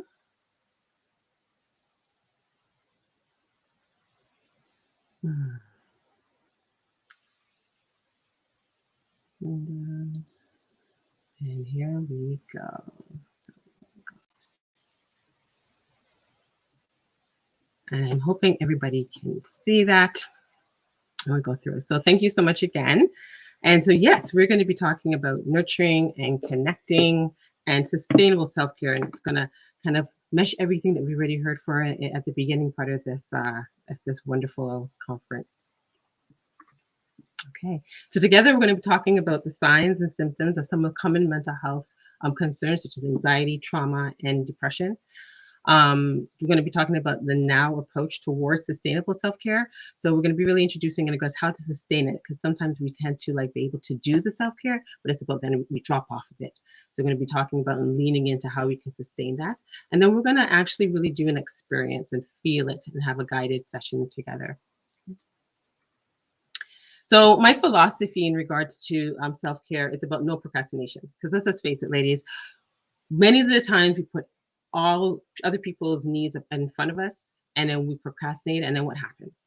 We get exhausted, and we don't end up doing the self-care for ourselves. So I'm talking about there's no room for procrastination, to just kind of do what we need to do. The hour is in regards to, especially in the Black community and to other groups as well, the sense of connection. And I know that was spoken about earlier. The sense of connecting with each other is a huge part of our well-being, right? And it may start with us, but it ripples out to our loved ones, to the people that we share space and time with. As well as it needs to be practical. A lot of the times, one of the things we think we have to cover this big amount of time. And so that makes it a barrier to us to sustain. So I'm talking about these small little inserts that we can do within our workspaces and in regards to our relationships to kind of make self-care sustainable.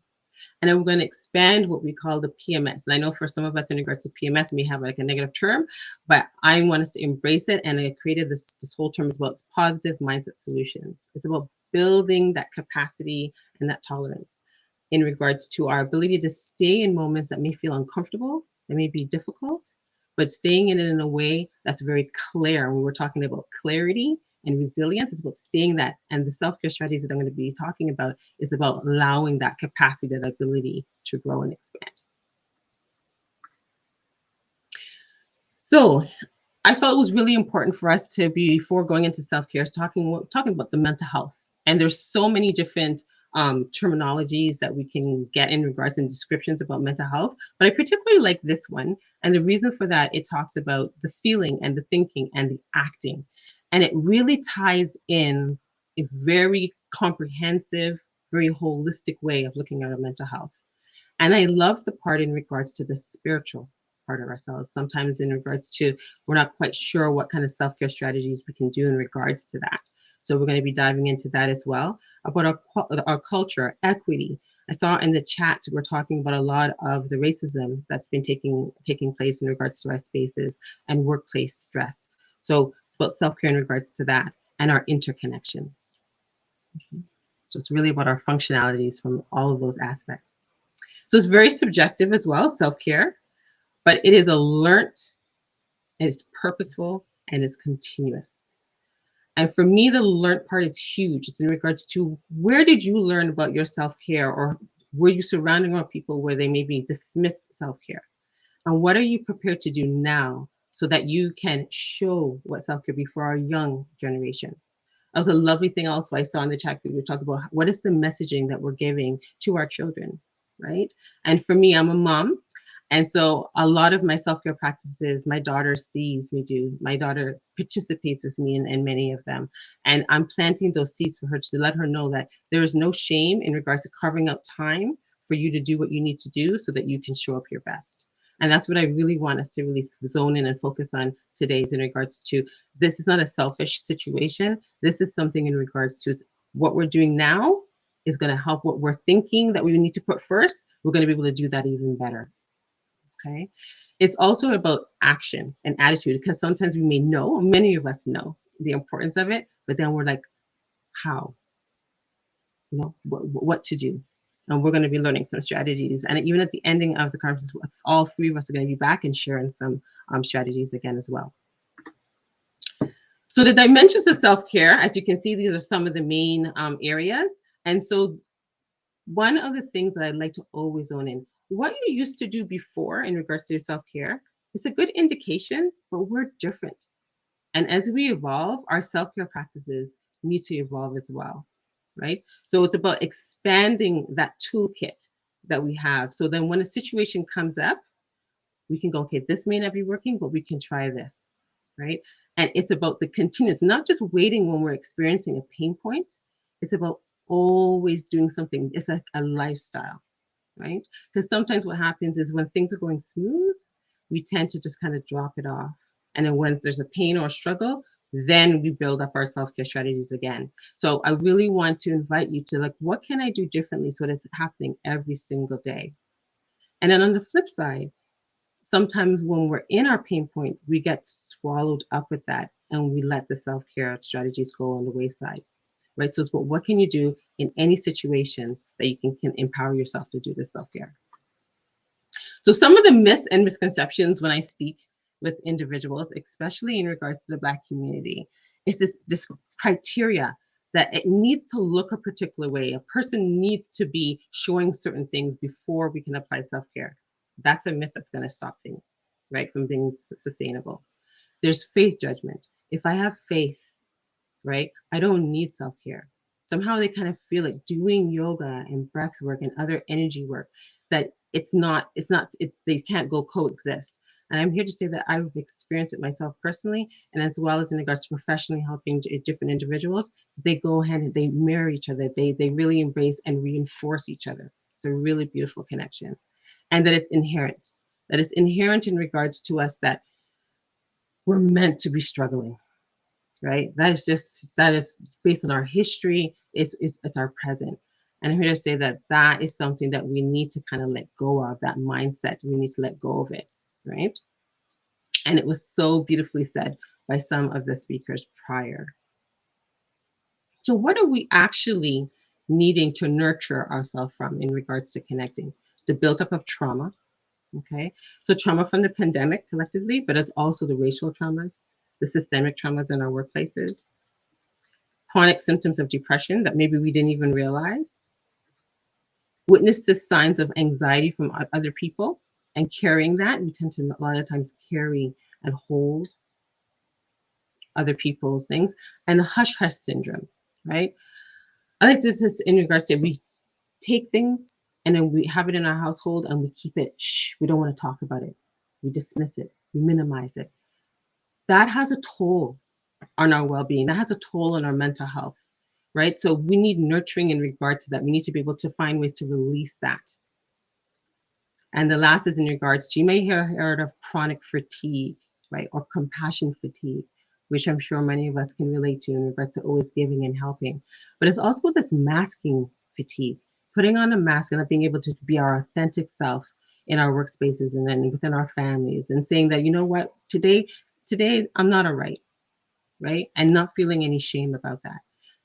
Practicing self-care strategies allows that clarity so that you can kind of see and be able to have that courage to kind of speak your truth.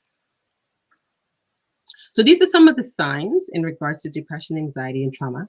I'm not going to be going, for the sake of time, I'm not going to go through all of them, but depression can be looked many different ways. And the ones I'm going to point out is in regards to, it could be irritability. A lot of times you think of depression as that the person's going to be really sad, which it could possibly be, but it can be the opposite, right? They could be very activated, right? It can be changes in eating, whether eating too much or too little, right? Some of us maybe relate to comfort eating, right?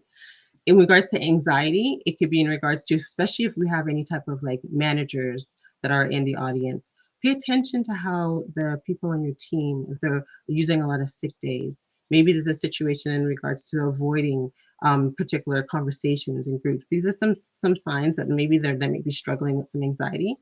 And then trauma can be in regards to being more reactive instead of responsive, right? Maybe avoiding certain people. And I've spoken to many people and they feel a lot of guilt, right? We're seeing it in regards to across all different sectors where people are sometimes avoiding particular clients, particular patients, right? And it's not a matter that they don't love their work anymore. It's in regards to the fact they're exhausted and they've been traumatized and not realizing it, right? The hyperarousal and hypoarousal, where they can just be blunted and a withdrawal. So these are a number of events that can cause trauma in our body, right? We have a multitude. And the same way that you have the dimensions of the self-care, these are the dimensions of how trauma can impact us, in our bodies day to day. It's accumulated. It's holistic. So the symptoms of trauma. Now, these are not as easy to see as some of the signs. And the reason for that is that usually it requires conversation. And conversation requires safe spaces. The person is not going to feel that they're being judged. And this is why it's lovely in regards to this wellness resolution that's taking place, that you're creating a space, a platform to cultivate that it's okay to have these conversations, right? Because a lot of times people may be feeling negative self-talk. The imposter syndrome is out of this world. The number of people that share with me in regards to the imposter syndrome, feeling they don't belong, feeling like they're a fraud, and carrying that, disbelief, like that. It's a distorted way of thinking of themselves, right? Feeling disconnected, right? Challenging constantly in regards to challenging and having this overload. Physical symptoms is another thing, physical pains. So self-care helps. So what are some of the reasons why we stop practicing self-care, right? Why is it not sustainable? So I have a poll I'm hoping that you can fill out. If someone can fill it out, that will be wonderful. If someone can put that up, that will be great.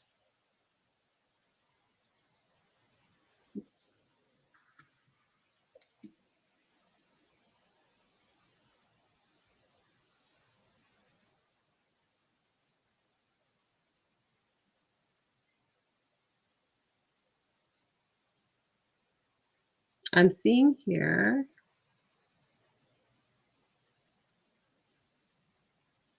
I didn't understand what's going on with this.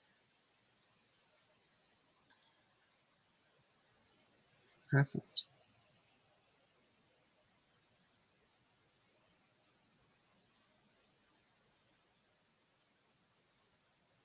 Oh, that's a shame. You haven't been able to see my slides? It said slide share. Oh my goodness, I'm so sorry.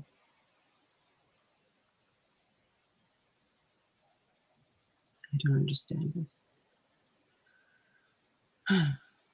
Give me 1 second. Here's just when I have to breathe through this.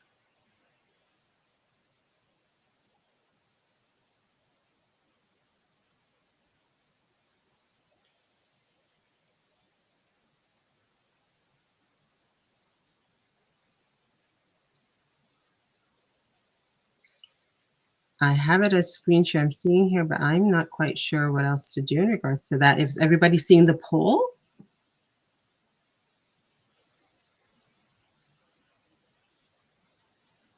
So thumbs up that they're seeing the poll.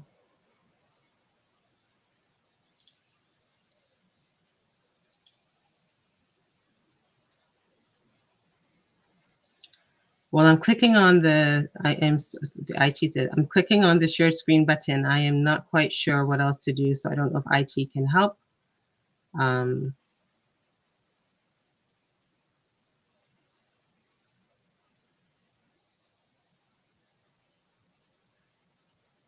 Okay, so after the poll, we'll try again. So once the poll comes up, then that will be great, and then I can try this.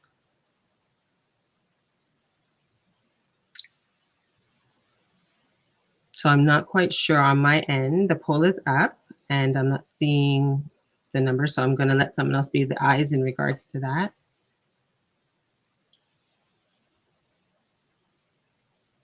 It looks like it.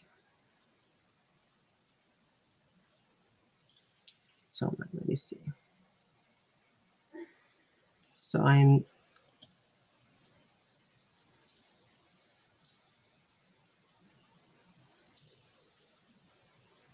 so 60% are saying that it's not enough time is one of the reasons. Okay. So in regards to sustainable self-care, there's many keys in regards to it, to obtain it. And we can talk about in regards to, there's food, there's the importance of sleep, there's the importance of play and laughter. But one of the ones that I wanted us to experience today was in regards to the tapping into our energy systems, right? Into our central nervous system. So maybe we've already heard in regards to the sympathetic nervous system, our fight, flight, and freeze. It's really important to find ways with self-care that deactivates that part of our system and really goes into a parasympathetic nervous system. That's that rest and repair, Okay, so I have a question for everybody in regards to energy, right? Because sometimes people kind of think, oh my goodness, what is this whole thing? It's so foreign, it's abstract. Have you ever been in a situation, have you been in a room where you'll be interacting with somebody and you don't know why, but you just love their energy. You just feel energized with them. You feel comfortable with them, right? And has the opposite happened where you're around somebody and you just feel really fatigued or you feel very exhausted, right? And I'm not quite sure if someone can just tell me in regards to if that's an experience that you've seen or that you felt. I see thumbs up. Wonderful. So that's essentially is in regards to the energies that we're feeling, right? So there's one particular technique that I wanted us to share, and it is called EFT, Emotional Freedom Tapping techniques. And it taps into the meridians, which is basically our energy centers, right? And you might hear of energy centers, and this is not a new phenomenon. Our ancestors were aware of it, and it changed the energy, the vibration through chanting and through different mudras, even in regards to Kemetic yoga, which is back in regards to in Egypt, right? So this is really natural to us, and I want us to kind of reclaim one of these strategies in regards to energy work. Okay, so I was wanting to just show you, and what I want you to do is I click a pre and a post in regards to this. So I want you to just think about a situation that causes you some emotion, not an intense, like not in regards to like 10 out of 10, maybe like a 5 or a 6. So I want you to come true in regards to like visualize it, feel it, notice where you feel it in your body. This is like a mind-body connection, right? And notice if it's in your stomach, if it's in your chest, does your jaw to get tight, your shoulders, what's happening? Okay. And what we're going to be doing is, sometimes you may be saying, why would I want to do that? You want to bring it because now you're going to be tapping on particular parts of our body to kind of release that. Okay. And the points are, and then we're going to practice, it's the side of the hand. Then it's going to be on the eyebrow, the outside of the eyebrow, underneath our nose, underneath our lower lips or our chin, right underneath our clavicle, and then right on the side of our body, and then the top of our head. Okay, so I want us to kind of practice that for 2 minutes, and I just want you to, and this is going to be a short little demonstration. And obviously, some people's body and central nervous system responds really quick, and some people it's a little bit slower, sluggish, it's a little bit more stubborn. Okay, so I want you to I invite you to close your eyes and just rub your hands for a moment, just to kind of get familiar to arrive. And take a nice big deep breath in through our nose, exhaling out. And trust me, if you're starting to think this is kind of like odd, this is weird, that is all natural. I remember when I was doing my training, I thought the same thing as well. So you're tapping on the left side of your hand. Take a nice deep breath in, exhaling out, and focusing on that area, that part of the area that you felt that uncomfortable, unwanted sensation. Top of the eye, taking a nice deep breath in, exhaling out. The side of the eye, taking a nice deep breath in, exhaling out. Underneath our eye, going underneath your nose, going underneath our lower lip. You're going to find that spot right underneath your collarbone, tapping in there, taking a nice deep breath in again together and exhaling out together. Then we're going to move over to the left or to the right, or sometimes you can do cross lateral, whatever feels right for you. And then back to the top of the head again. You could do with one hand, you can go with both hands too. Right? And the more that you go around to these particular areas and release it, especially if it's your first time doing it, it may feel odd. The more that you do it, you'll find the spot, the meridian, the energy center in that part of your body that's going to give you the most release. And you can do this in regards to before meetings. I've had people be doing this. You can do this after you've had a really difficult conversation. You can do it in regards to the car. If you're starting to do that hybrid model at work and you're going in and it's tension at work, you can do it after, like pretty much whenever, if you're having difficulties in regards to going to sleep and that's when your mind is racing, you can do to kind of settle. And then you can just put your hand on your head. Just notice how that feels. Then slowly just moving your hands off your head, paying attention. Everything's very mindful. Nothing is rushed. And just sit with how you're feeling now. And just go back to that part of your body that you're feeling that whatever emotion, discomfort, shame, anger, irritation. And breathe into that spot, relaxing your jaw, relaxing your tongue, relaxing your eyes, letting your shoulders move away from your ears. And sighing it out, a nice exhaling out. And a nice deep breath in. And exhaling out again. And last time together, taking a nice deep breath in. And exhaling out.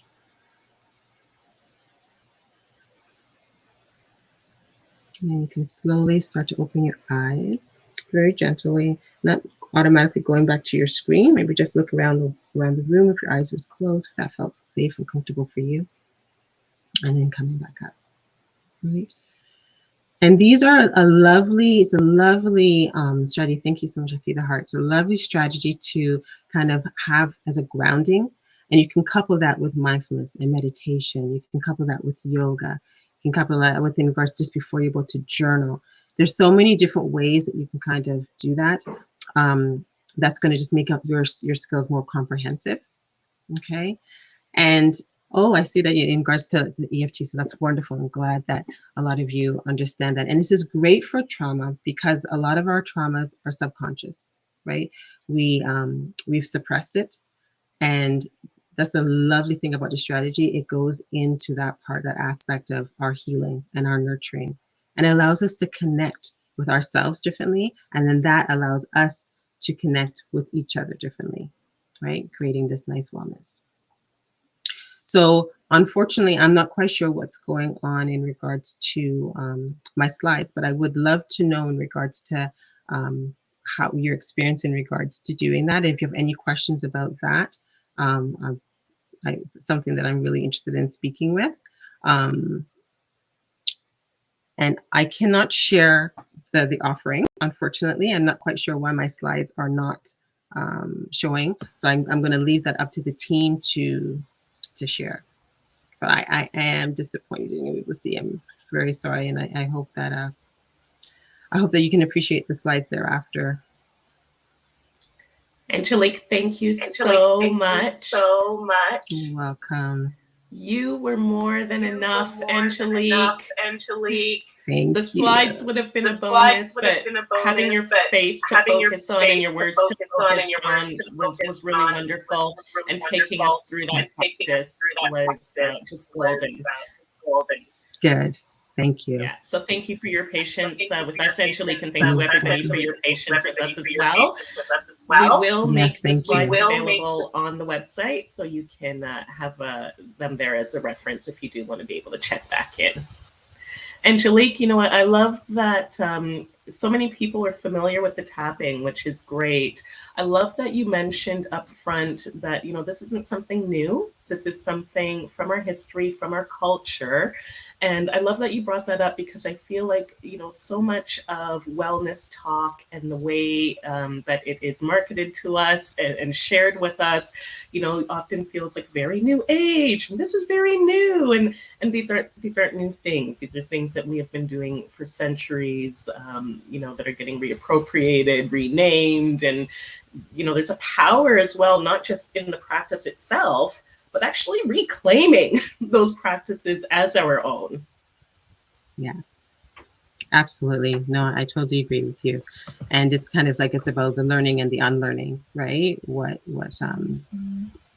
that we've part of us believed for such a long period of time, right? And so that really makes another thing in regards to being sustainable, right? Because once you have your self-care practice and it's aligned with your values, right, your core values, it's going to allow you, it's going to drive you, right, in those, especially in those hard periods of time to kind of do it, right? So yeah, I definitely agree. And it's just something in regards to just imagining that, someone of you in your line was doing things that were similar. It just creates a whole new world of connection. Mm-hmm. All right, we do have some questions coming up. Okay. First one, your thoughts on manifesting. What are your thoughts on manifesting? Well, I do feel that, words hold energy, right? And I do believe in regards to also like our emotions, our energy and motion. So I believe once you tie all those things in, how you speak to yourself, how you connect with yourself, what you visualize for yourself, what are you like saying, what are you smelling, what are you envisioning? I believe all of those things, when you speak it out into existence, into the universe, that's what I think in regards to manifesting, right? It's what menacing was what's yours, right? Claim it, put it out there, manifest it. So I definitely believe in regards to the fact my thoughts is that it's real. My thoughts is it's something that you can cultivate. And I do believe that self-care practices, the ones that you choose, can help you to have that mindset of believing in manifestation. And I think we heard something similar from one of the presenters earlier about, what you focus on is what grows, right? So it's the same idea. Yeah, intention. Yeah, definitely. Mm-hmm. Okay, there are a couple others. Here's a new one for you. Mm-hmm. Where can we find resources for the tapping? And can we use this with children in our schools? Oh, most definitely. Most definitely. So I have a 9-year-old daughter, and we do tapping, right? We do tapping. I think it's a lovely skill for them to have. Like I said, it's not the only skill, but it's one of the ones that's really great. And in regards to resources, if you can go onto my website, there's some resources there, and if you don't find it, please don't hesitate to reach out. I can personally like send some out to you. There's a number of them. There's different, if you even type into it, and the thing is in regards to the FTs, about what really resonates with you, right? It comes down once again in regards to like the different types of people, how they the different meditations and stuff like that. It's what resonates. There's a lot of people doing it. You kind of got to go. I really invite people to go and see and check out and see what it is that whose voice you like, their explanation, the way that they guide, right? It's all really important. It's a part, again, once again, sustainability. Certain apps, right? There's in regards to a tapping app, right? So, and I'm just trying to remember the name of that particular. It's with Nick Otter, I believe his name is, and he has a tap. I think it's called Tapping Solutions. Right, so there's many. That's just one of many. Thank you for that. And I think now that it's on our radar, we can all do a little bit of searching on our own as well. Yes, but thank you for those starting points. Yeah, you're very welcome. You're very welcome. And part of the somatic, there is a somatic program that's created for trauma. That I'm offering, and tapping is one of them, because what we just went through, it's really just that's a very basic level of tapping. There's many different steps. There's ways you can go in depth with it more. So I've completed the tapping for the psychotherapist, and so I use it a lot in regards to cross the lifespan and in regards to groups of workplaces and stuff like that. So even in regards to, if you're interested in the program, that's one of the skills you'll be learning. I invite you to, and I made a special offer in regards to for the members here. So I'm sure you get all that information when they decide to share what all our specialties is, the discount as well as guided live sessions for someone who wants it individually, or if someone has a group of work, or maybe family members, and you want everyone to come together. It's something that I'm offering the members. It's exclusive to this group.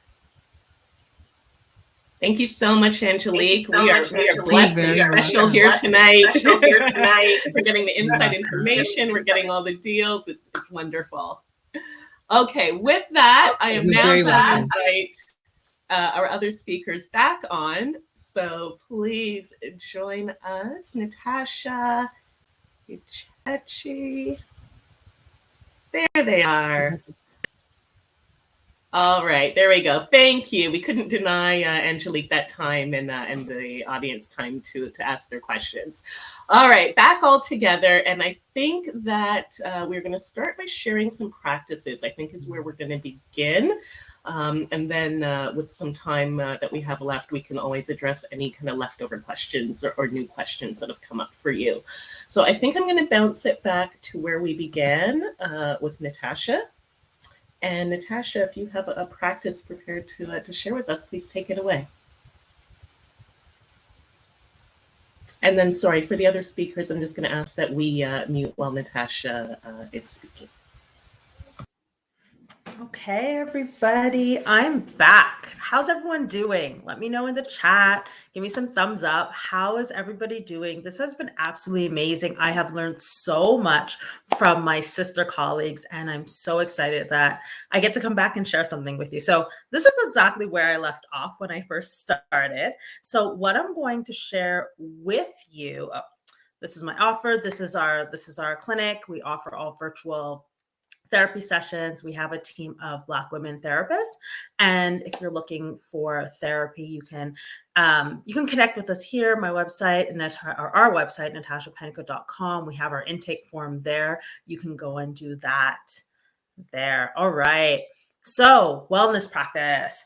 So I love that Angenique went over emotional freedom technique or tapping technique. It's something that I do a lot with my clients in session. It's such a relaxing practice to do. So what I want to share with you today is something called progressive muscle relaxation. It's again a kind of a meditative practice, but it's really a practice to pull in our mental health and our physical health. Because as we know, our mental health and physical health are connected. Like I said before, they're two sides of the same coin. Right? So we're going to do some progressive muscle relaxation. So if you are comfortable, I know we've been sitting for a while, so this is going to be a really good practice to loosen up. So I'm just trying to move back here. I don't push things over. All right. So if you can, sit nice and comfortably, right? Feet on the floor. So what we're going to do, we're going to start with our lower body. And what progressive muscle relaxation is, it's this idea around that we are going to be able to relax our muscles. How many of us hold on to our tension in our neck and our back, and we tend to be sitting there like this all day? So this is really about releasing the tension in our body so we can learn how to relax these muscles. So I use this in therapy session with clients who are struggling with whether it's anxiety or whether it's a lot of trauma. I work with a lot of individuals who go through various traumas in their life. So I tend to do this to really pull them into their body. So what we're going to do is start with our feet. Okay. So for each muscle group that I mentioned, what we're really going to do is try to pull in that muscle, maybe hold it for 2 or 3 seconds, and then slowly release. Okay, so we're going to go from, I think we have time to go from bottom to top. So we'll start with our feet and we'll go up and I'll direct you. All right, so let's start with our feet. So slowly with your feet, pull in the muscle of your feet, pull it in. Your foot might curl like this. Let's hold it in. Hold that muscle as tight as you can. Hold it, hold it, hold it. And now slowly and controlled, release your feet. Okay, you might want to wiggle your toes a bit. Okay, so we did our feet. How does that feel? Okay, just notice how it feels. I see some thumbs up. Okay, now we're going to do our calves. This is a little bit of a tricky one. We're going to do our calves. So same thing with our calves. Let's try to squeeze our calves. Squeeze, squeeze, squeeze, squeeze our calves. Hold it. And slowly and with control, let them go. Let them go. All right, shake out your calves. All right. Okay. Now let's try our thighs. All right, let's see if we can do this. So with our thighs, try to squeeze into thighs, squeeze the thighs, squeeze the thighs. Squeeze it, hold it, and release. All right, release those thighs. Okay. Now we've been sitting, so our butts might be a little bit sore. So we're going to try this with our buttocks. All right. So squeeze the butt, squeeze, squeeze, squeeze as much as you can. Hold it and release. All right. How's that? Yeah, I see some smiles and shaking, right? It's like, oh, didn't even realize that muscle was working as we're sitting here. All right. So So let's try the stomach area, right? Let's try the stomach area, the abs area. Let's try to squeeze in. So squeeze in as much as we can. I'll see if I can still talk while squeezing. All right, squeeze, hold. Okay, and release. Release that part. You could probably feel your back, your stomach, right? Okay, so now let's try this area, the chest area. This might be a little bit difficult, but let's try that. So let's squeeze in our chest. Squeeze, squeeze, squeeze, squeeze. That muscle is a big muscle. And release. Oh yeah, I'm definitely feeling that. All right. So we did our chest. Let's move on to our hands and then we'll work our way back up. So let's do our hands, okay? All right, so we could do both hands at the same time. So squeeze our hands, squeeze that muscle in our hands. Don't realize how much our hands work during the day. So squeeze, hold it a little more, and release. All right, how's that? I feel like my thumb's coming back to life. All right, okay, so let's try our arms. Our arms are a little bit harder to do, but let's see if we can do that. So squeeze our arms, squeeze, squeeze, squeeze that muscle, squeeze. All right, look at my sisters there. Nice, muscular women. Yes. All right, and let it go. Slowly let it go. Shake it out. Oh, yeah. How's that feeling, everybody? All right, now we'll do our neck. So be careful with your neck. Some people have some neck injuries and things like that. I'm one of those. So we're just going to try with our neck and our shoulder area, okay? So let's squeeze, hold in that big, big muscle, our shoulders, the top of our back. Squeeze, squeeze, and let it go. Yeah, and this one's a good one because a lot of times we don't realize we're like working in our day like this, right? So we get to loosen that up.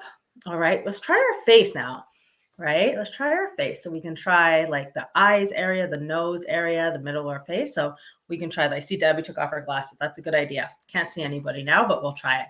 All right, everyone. Okay, so let's squeeze that nose, the eyes, the mouth, the lips. Squeeze a little more. And then slowly with control, let it go. All right, I definitely feel it all in here. All right.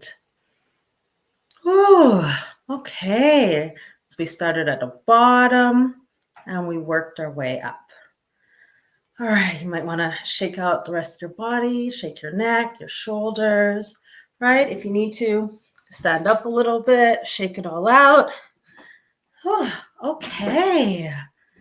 And that was an example of doing progressive muscle relaxation. So the whole point of it is that you slowly learn to progressively relax the muscles, right? By squeezing it in, it helps you to understand that, oh, that I do have this muscle. Let's activate it and let's let it go slowly, right? The more you do this practice, the more you become accustomed to it, the more you will be aware that, oh, this muscle's tight in the first place, to teach you to drop it and to release those muscles. Okay, so thank you. I hope you enjoyed this wellness practice. What I wanted to give you, I'd actually just pulled this in while my sisters were talking, but this is something that I've done in another presentation with a colleague of mine in the UK with her group. And I thought, you know what? I want to bring this into today because there's a theme running through all of our presentations, this theme of self-care, of self-awareness. Even what Natacha was saying is recognizing our financial self. You know, a lot of times we're like, no, we can't do that. We can't afford that. But if we can keep with that mindset, we're always going to be stuck there. So I want all of us to make this pledge, all of us today, that let's try to put our hand on our heart, recognize where we are. And I want to make this pledge to ourselves. So you say your name. So I, Natacha Pennycooke, make a pledge to myself to decide that I am good enough, that I am worthy enough, that I am special enough, just the way I am. And I want you to carry that with you throughout the rest of today, into tomorrow, and into your week, that you have everything you need to make sure that you are okay, that, you could allow yourself to delegate, to receive, and to get the help that you need. It's all there. You just have to put yourself in the mindset to go and get it. All right. I'm sending you love, peace, and blessings. Thank you so, so much. Thank you so much, Natacha. And you're not going anywhere. Stay with us. We don't want to lose you yet. Really appreciate what you shared. As you know, I come from the fitness world. So, you're preaching to the choir with the mind-body connection. And, just being able to, I always love anytime there's a message about getting into your body and actually feeling differences, feeling different parts. And yeah, I could go on, but that would have to be, that's another session. That's a second session anyway. Yes. I have to talk to the ladies about getting back up in there again. I love it. A lot of people don't recognize that our mind, our mental health, and our physical health are connected and interrelated. So we need to see that more. Wonderful, wonderful. Okay, so without further ado, we want to leave you with one more actual practice that you can get into and have some time to practice here today. So we are going to hand it over to Achechi, and she will share with us one more practice. Thank you. I think that was amazing, Natacha. Thank you so much. And it's funny, like the last piece that you did, it's like a great segue to what I want to do. And the one I want to offer is just something where it's a quick one. It's something that, especially when you're feeling overwhelmed. Let's say something's happening. You had a fight with your partner, or your kids are just running up and down. And we all know if you had kids at home and school was shut down, you were in that world a lot. And even just when you're feeling overwhelmed with so much that's coming at you, this is an exercise that I love to do that helps me tune in, get grounded, and also just like get connected and allow me to be at a place of ease. So I'd love for you to just take your hand, place it on your heart. So great segue, like I said, Natacha, what she did at the beginning. So just grab your heart and then take your other hand and place it on your stomach and just take deep breaths to begin with. So take a deep breath in, hold it for a second, and deep breath out. And in this moment, as just hear your heart beating, feel your heart. And especially if you're feeling overwhelmed, stressful, anxiety, know that your breath is home base. This is your home. This is your home base. And with this posture, it allows you to calm your nervous system. And again, just keep breathing, take deep breaths, breathing in and out. Place your hand on your heart, hear your heart, and just a little moment, just tell yourself, I am safe. I am safe. In this moment, I am safe. And it doesn't matter what's happening around you. You may have gotten a bill, something happened that you're like, how am I going to do this? But tap back in. I am safe. And then I want you to just picture 300 feet above. Just feel this energy up above, this spirit. And again, spirit of your own understanding. And feel this loving spirit, who you're the child of this spirit, who wants nothing more but your greatness, your abundance, your peace, your joy, your happiness. Picture that energy of love and feel that energy pour down upon the crown of your head. And that energy is going down your head, down your throat, slowly down your chest, down your arms, down your belly, down your torso, down your thighs, down your legs to your feet. And now picture this energy going down to the earth. Picture another 300 feet down the earth. And in the middle of the earth, there's this energy of love, this mother love, this nurturing Mother Earth who loves you so much. And picture almost like a trampoline. This energy bounces right back up your legs, and to your heart. And take this energy now, feel this energy. Now you're connected. You're connected from above, this loving spirit. And you're also connected from Mother Earth. And then start to expand that energy. Expand that energy across the room that you're in. Just fill that room with just beautiful energy, this loving energy. Now take that energy and expand it past wherever you live. I'm in Toronto, so past Toronto. Let that energy go beyond Toronto. And now take that energy, now move it past the province that you're in. Let the province get filled with this loving, beautiful energy. And then take this energy, go beyond the country that you're in. So go beyond Canada. Just see it go beyond and just filled with this beautiful light, this beautiful, supporting, loving energy. And then take another deep breath and then move it beyond the world. So just picture the globe and just picture this light going beyond the globe. And just picture yourself to say, giving love to all living creatures of the earth. And if it's money you're struggling with, just say to yourself, there's an opportunity. Let my energy connect to somebody who needs my work, somebody who I can serve. Let my loving energy connect to everybody on this planet who I can serve, and let that energy be brought back to me. At any moment when you feel small and you feel like your problems are beyond you, you tap from above, from below, and then you expand your energy past the world. And now what you're doing is you're going beyond your problem. And just take another deep breath in. Feel your feet on the ground, feel your butt in the chair. Put a smile on your face and going back to, I am safe. I am safe. It is safe for me to receive.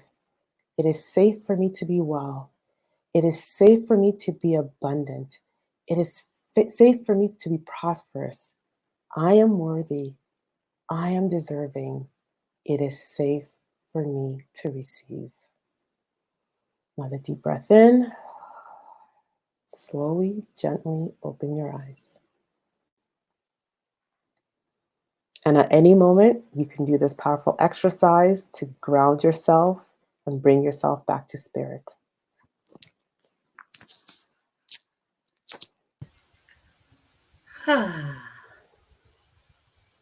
Y'all make me not want to have to keep working after this.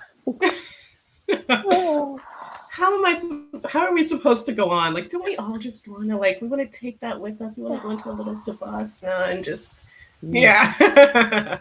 All the hearts are flowing, the hands are clapping. I hope everybody is feeling a sense of peace, a feeling of groundedness. That was really, really beautiful. While you were enjoying that feeling, I'm going to invite you just to see if we have any last couple of questions while we have our speakers here. I'll give everybody a moment. I know that was a very kind of grounding moment there. So just to kind of get back to the screen, type those questions in if you have them. Remember this, your last few minutes to enter the giveaway if you would like to. Get onto social, share your comments with us so that you can leave with that prize. Okay. Oh, here we go. All right. Question about touching on capacity building, because containers are not all the same size. So I believe that this came from, was this our first presentation, I think, or? I think so. That's a good question and statement, I'm going to say. Great question and statement, that the containers are not all the same to start with. And the reason why this is a good statement, I'm going to say, is because we struggle, right? We as a people, we struggle from this thing that I call comparisonitis, the disorder of comparing ourselves to others. And when we compare ourselves to others, we're not really recognizing that the containers are not all the same to start with. And what that really means is we are all holding various traumas, experiences of our life.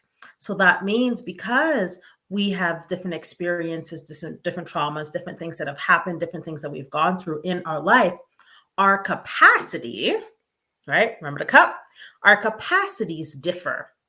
So my capacity might be here, I have a little bit, someone else's maybe here, they have a lot. It differs because of our experiences. And that's what's in our cup, all our various experiences in life. So the way that we build capacity is more about understanding what's in here to begin with, right? What have I gone through? Have I given what I have gone through the emotional space and time it needs to be processed to be able to let it go and float through it? So one of the ways that I work with our clients and the therapists that are on my team with our clients is understanding what has happened in our life. What are some of the things that have happened in our life? If you want to call it childhood traumas, if you want to call it a hard divorce, if you want to call it whatever experiences that you've gone through, these things that have happened to us earlier on, anytime earlier than today, sometimes they still show up in our present life. And because they still show up in our present life, they take away from us leaving our full and most abundant life, our future life. So it's really about how can I deal with all the stuff from before so it's not still impacting me in the present. And that's the capacity. How is it impacting you in the present? So it's being able to work through that, understand it, give it space, process it out. What are the emotions attached to it? So that my capacity builds, i.e., I've worked through all the stuff. And so now that's down and I have more capacity. That's one of the ways that I work from a therapeutic standpoint to build capacity.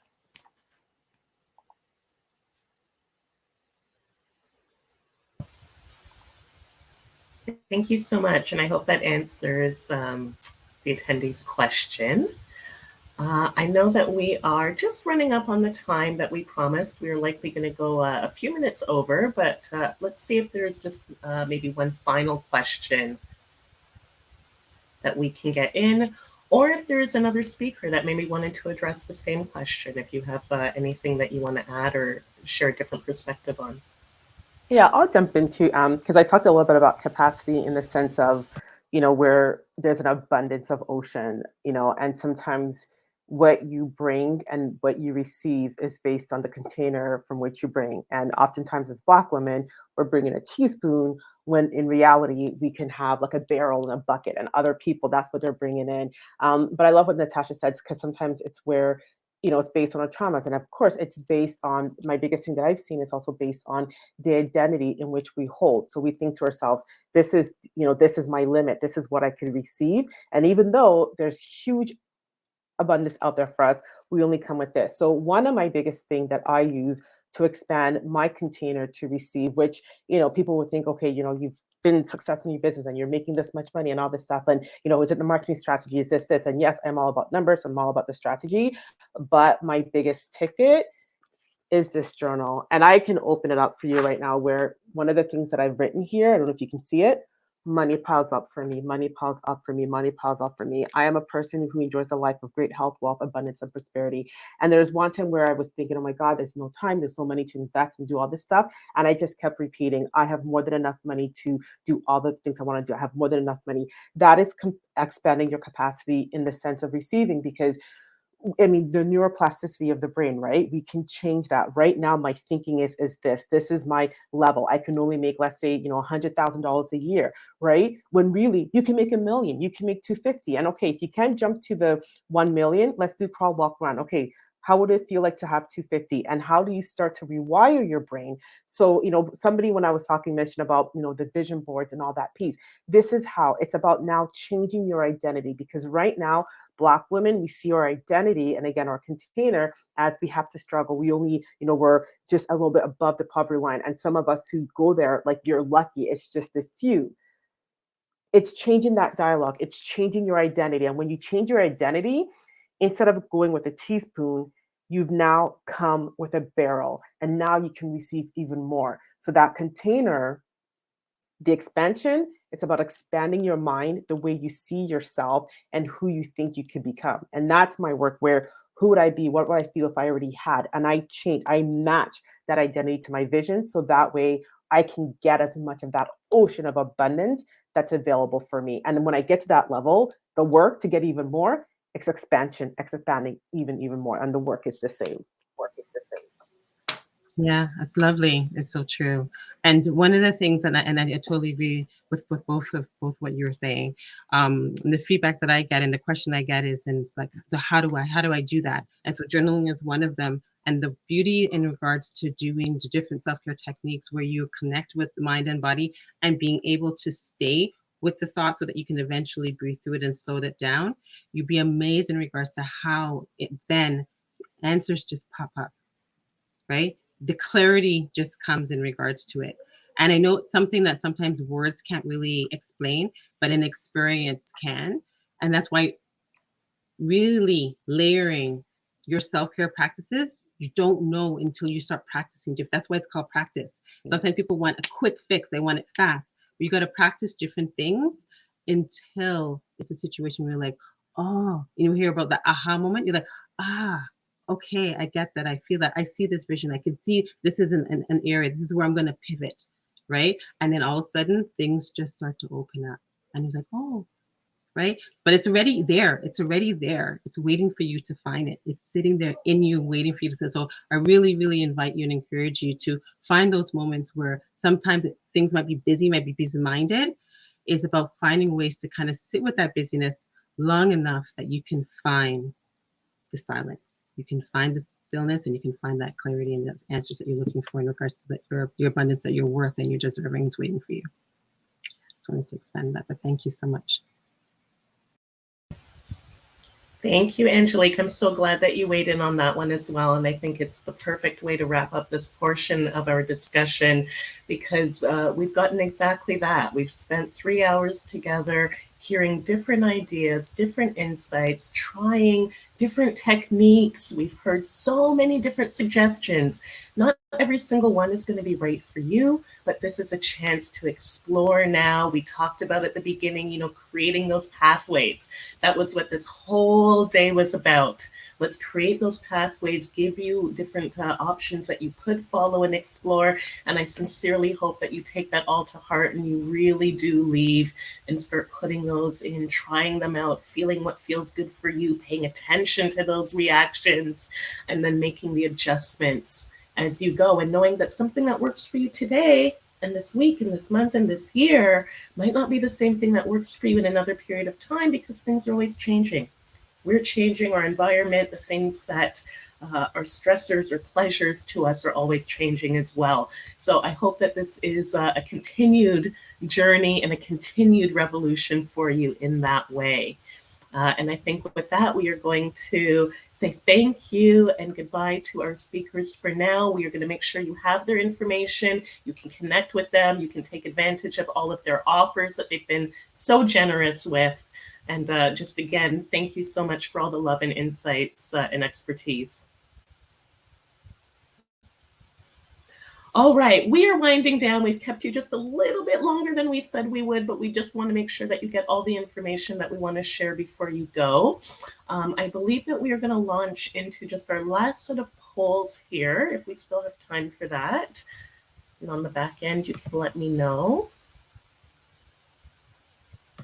Yeah, there we go. Okay, so first poll is up. Again, you might just have to scroll down to see all the options there.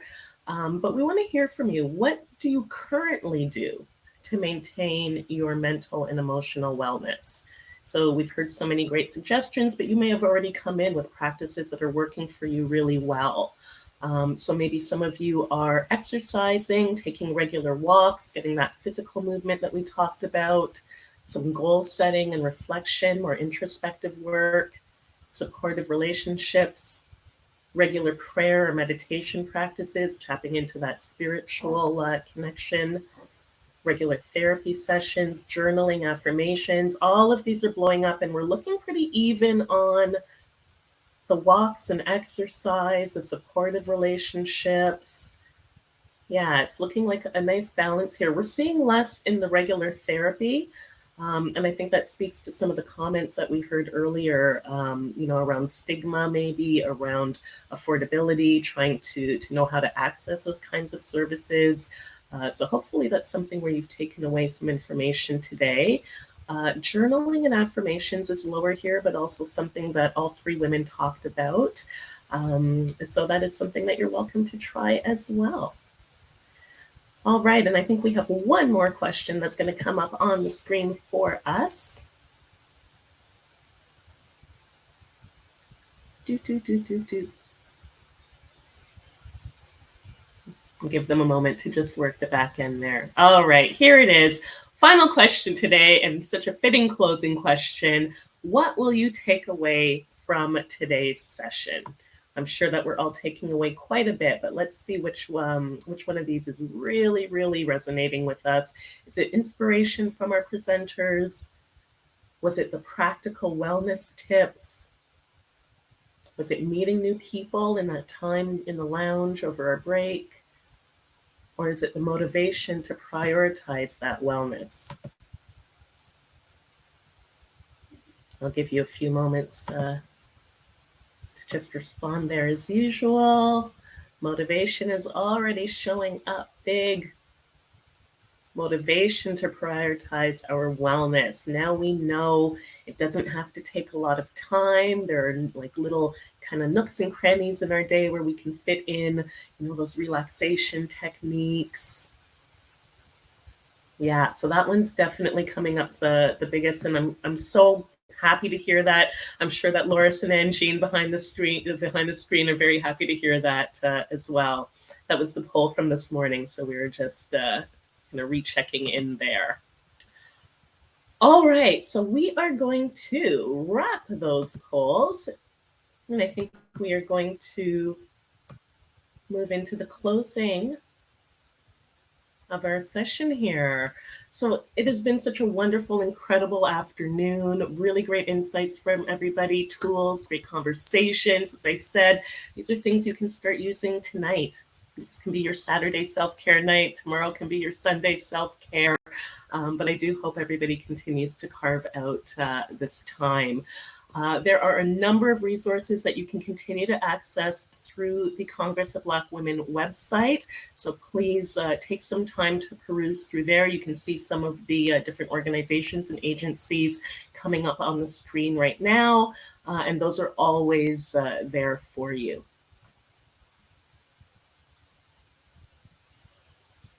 Of course, I want to thank all of you for taking the time out of your afternoon and your weekend today. Like we said, it really shows a commitment to yourself, to your families, and to our entire community as Black women, as humanity, as we are filling our cups, as we are doing well for ourselves, we are doing well for everybody and for this world that needs us to be well. It needs us to show up as our true selves. It needs us to love. It needs us to lead.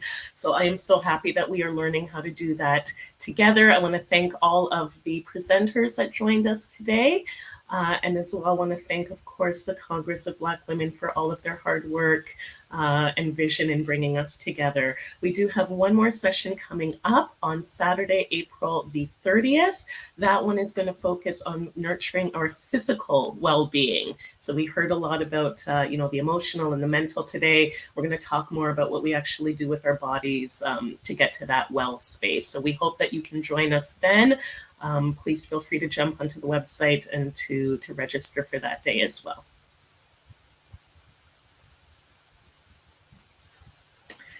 And with that, I believe I'm going to be turning it over to Loris and Jean to take us through a final wrap up. So thank you, everybody, again. Such an honor to join you here today. Absolutely pleasure, Debbie. Thank you very much for all that work. Thank you. I would also like to thank our sponsors. And first, I'd like to thank you, our participants, for coming out and joining us this afternoon as we collectively take care of our mental and emotional wellness. Coming out of the pandemic and all its challenges have been very difficult for a lot of us. Congress of Black Women of Ontario region, we do hope that you found something to take away. As you've noticed, so much was imparted this afternoon. So please take something away and help you as we manage through the next couple of months. There's still some challenges around COVID, and a lot of us have just had to pivot and do things differently. And it has impacted our well-being, especially our mental well-being. So I do hope you found something to take away. And we've had questions about, well, the session, was the session being recorded? It is being recorded, and it will be available on our website. Can't give you a specific date, but it will be available on our website pretty soon. And do remember again to register for the session coming up on April the 30th. I would like to thank our sponsors for the giveaways. I'll go with this slide, leave it there. I would like to thank PepsiCo. PepsiCo saw what was happening in our community in 2020. They reached out to us to see how they can support us, and they contributed to us so we can bring you these programs free to you. So we must say thank you to Pepsi. And not only do they give us their monetary contribution, but they also help us out by sending us some tech support. So on this event today, we have someone from the PepsiCo team, Shauna, who has helped us in the back end, and we could not do this without you, Shauna. So thank you very much. And again, a big shout out to the PepsiCo Mosaic team, special group of people that are keeping an eye and helping us as an organization to fulfill our commitment to the community, which is helping to deliver programs and events to support our community. I would like to thank our sponsors for their giveaway. Don't know if we have a slide on that. Leshe has been working very hard with the sponsors for the giveaway items. So again, thank you all very much. I'm going to hand it over to Angie to continue with the thank you. Thank you, Loris, and thanks everyone. I notice here we have an announcement about our giveaway winners. So I will be happy to share that. We have Ann P. Becks, who via Facebook, you are one of our giveaway winners. We also have Ches65 via Instagram. You are also a giveaway winner. And we have J Butterfly 27 via Instagram. You have also won one of our wellness kits.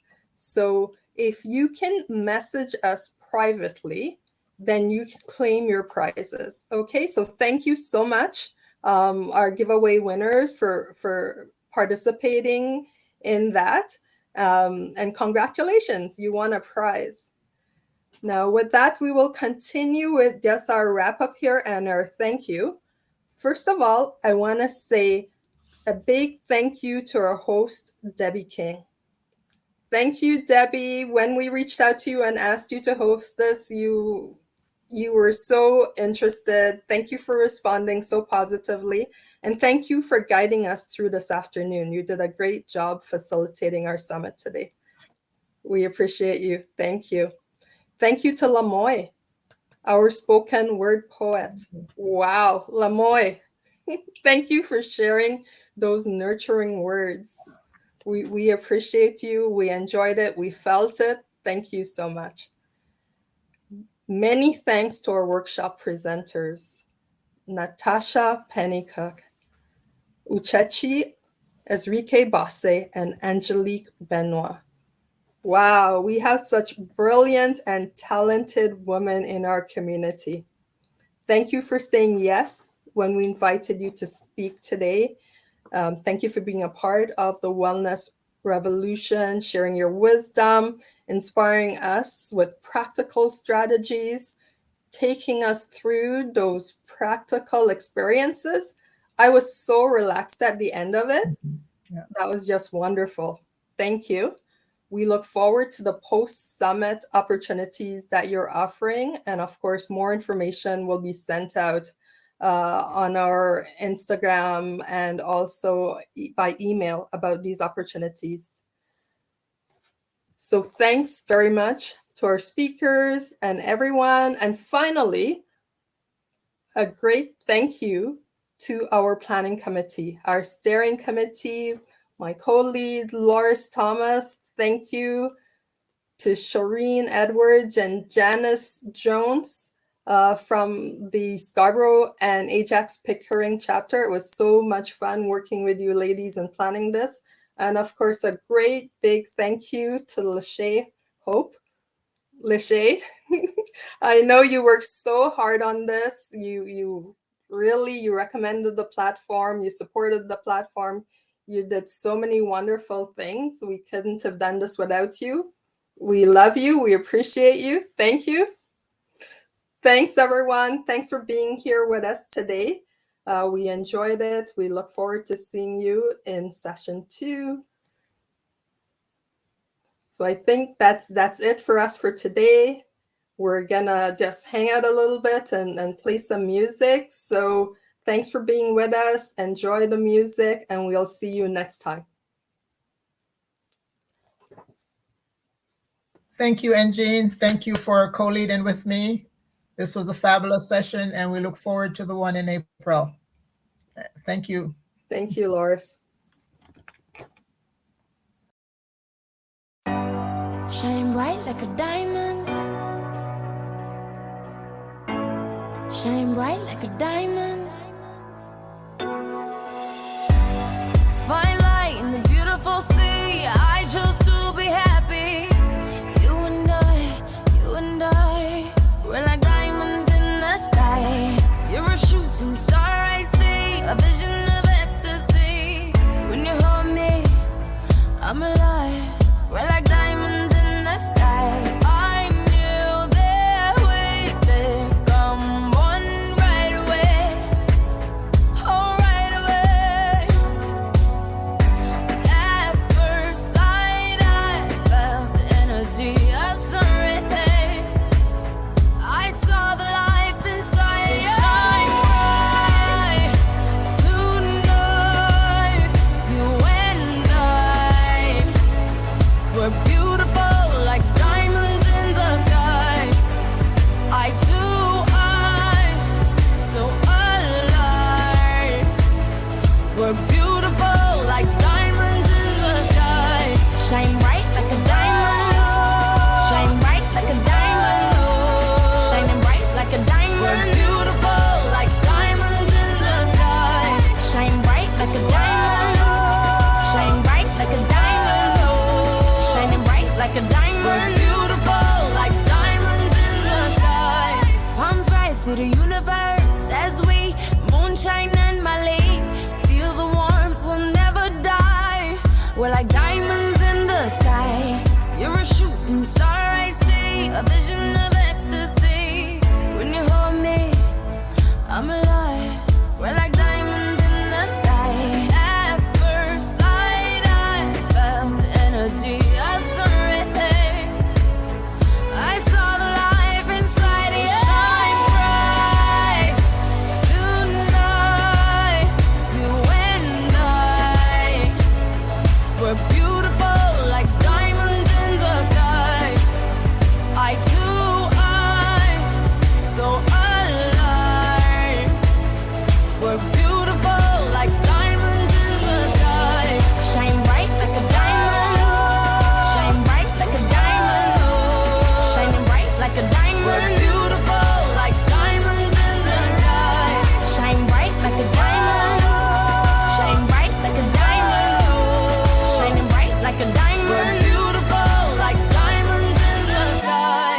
Shine bright like a diamond. Shine bright like a diamond. Shine bright like a diamond. So shine bright.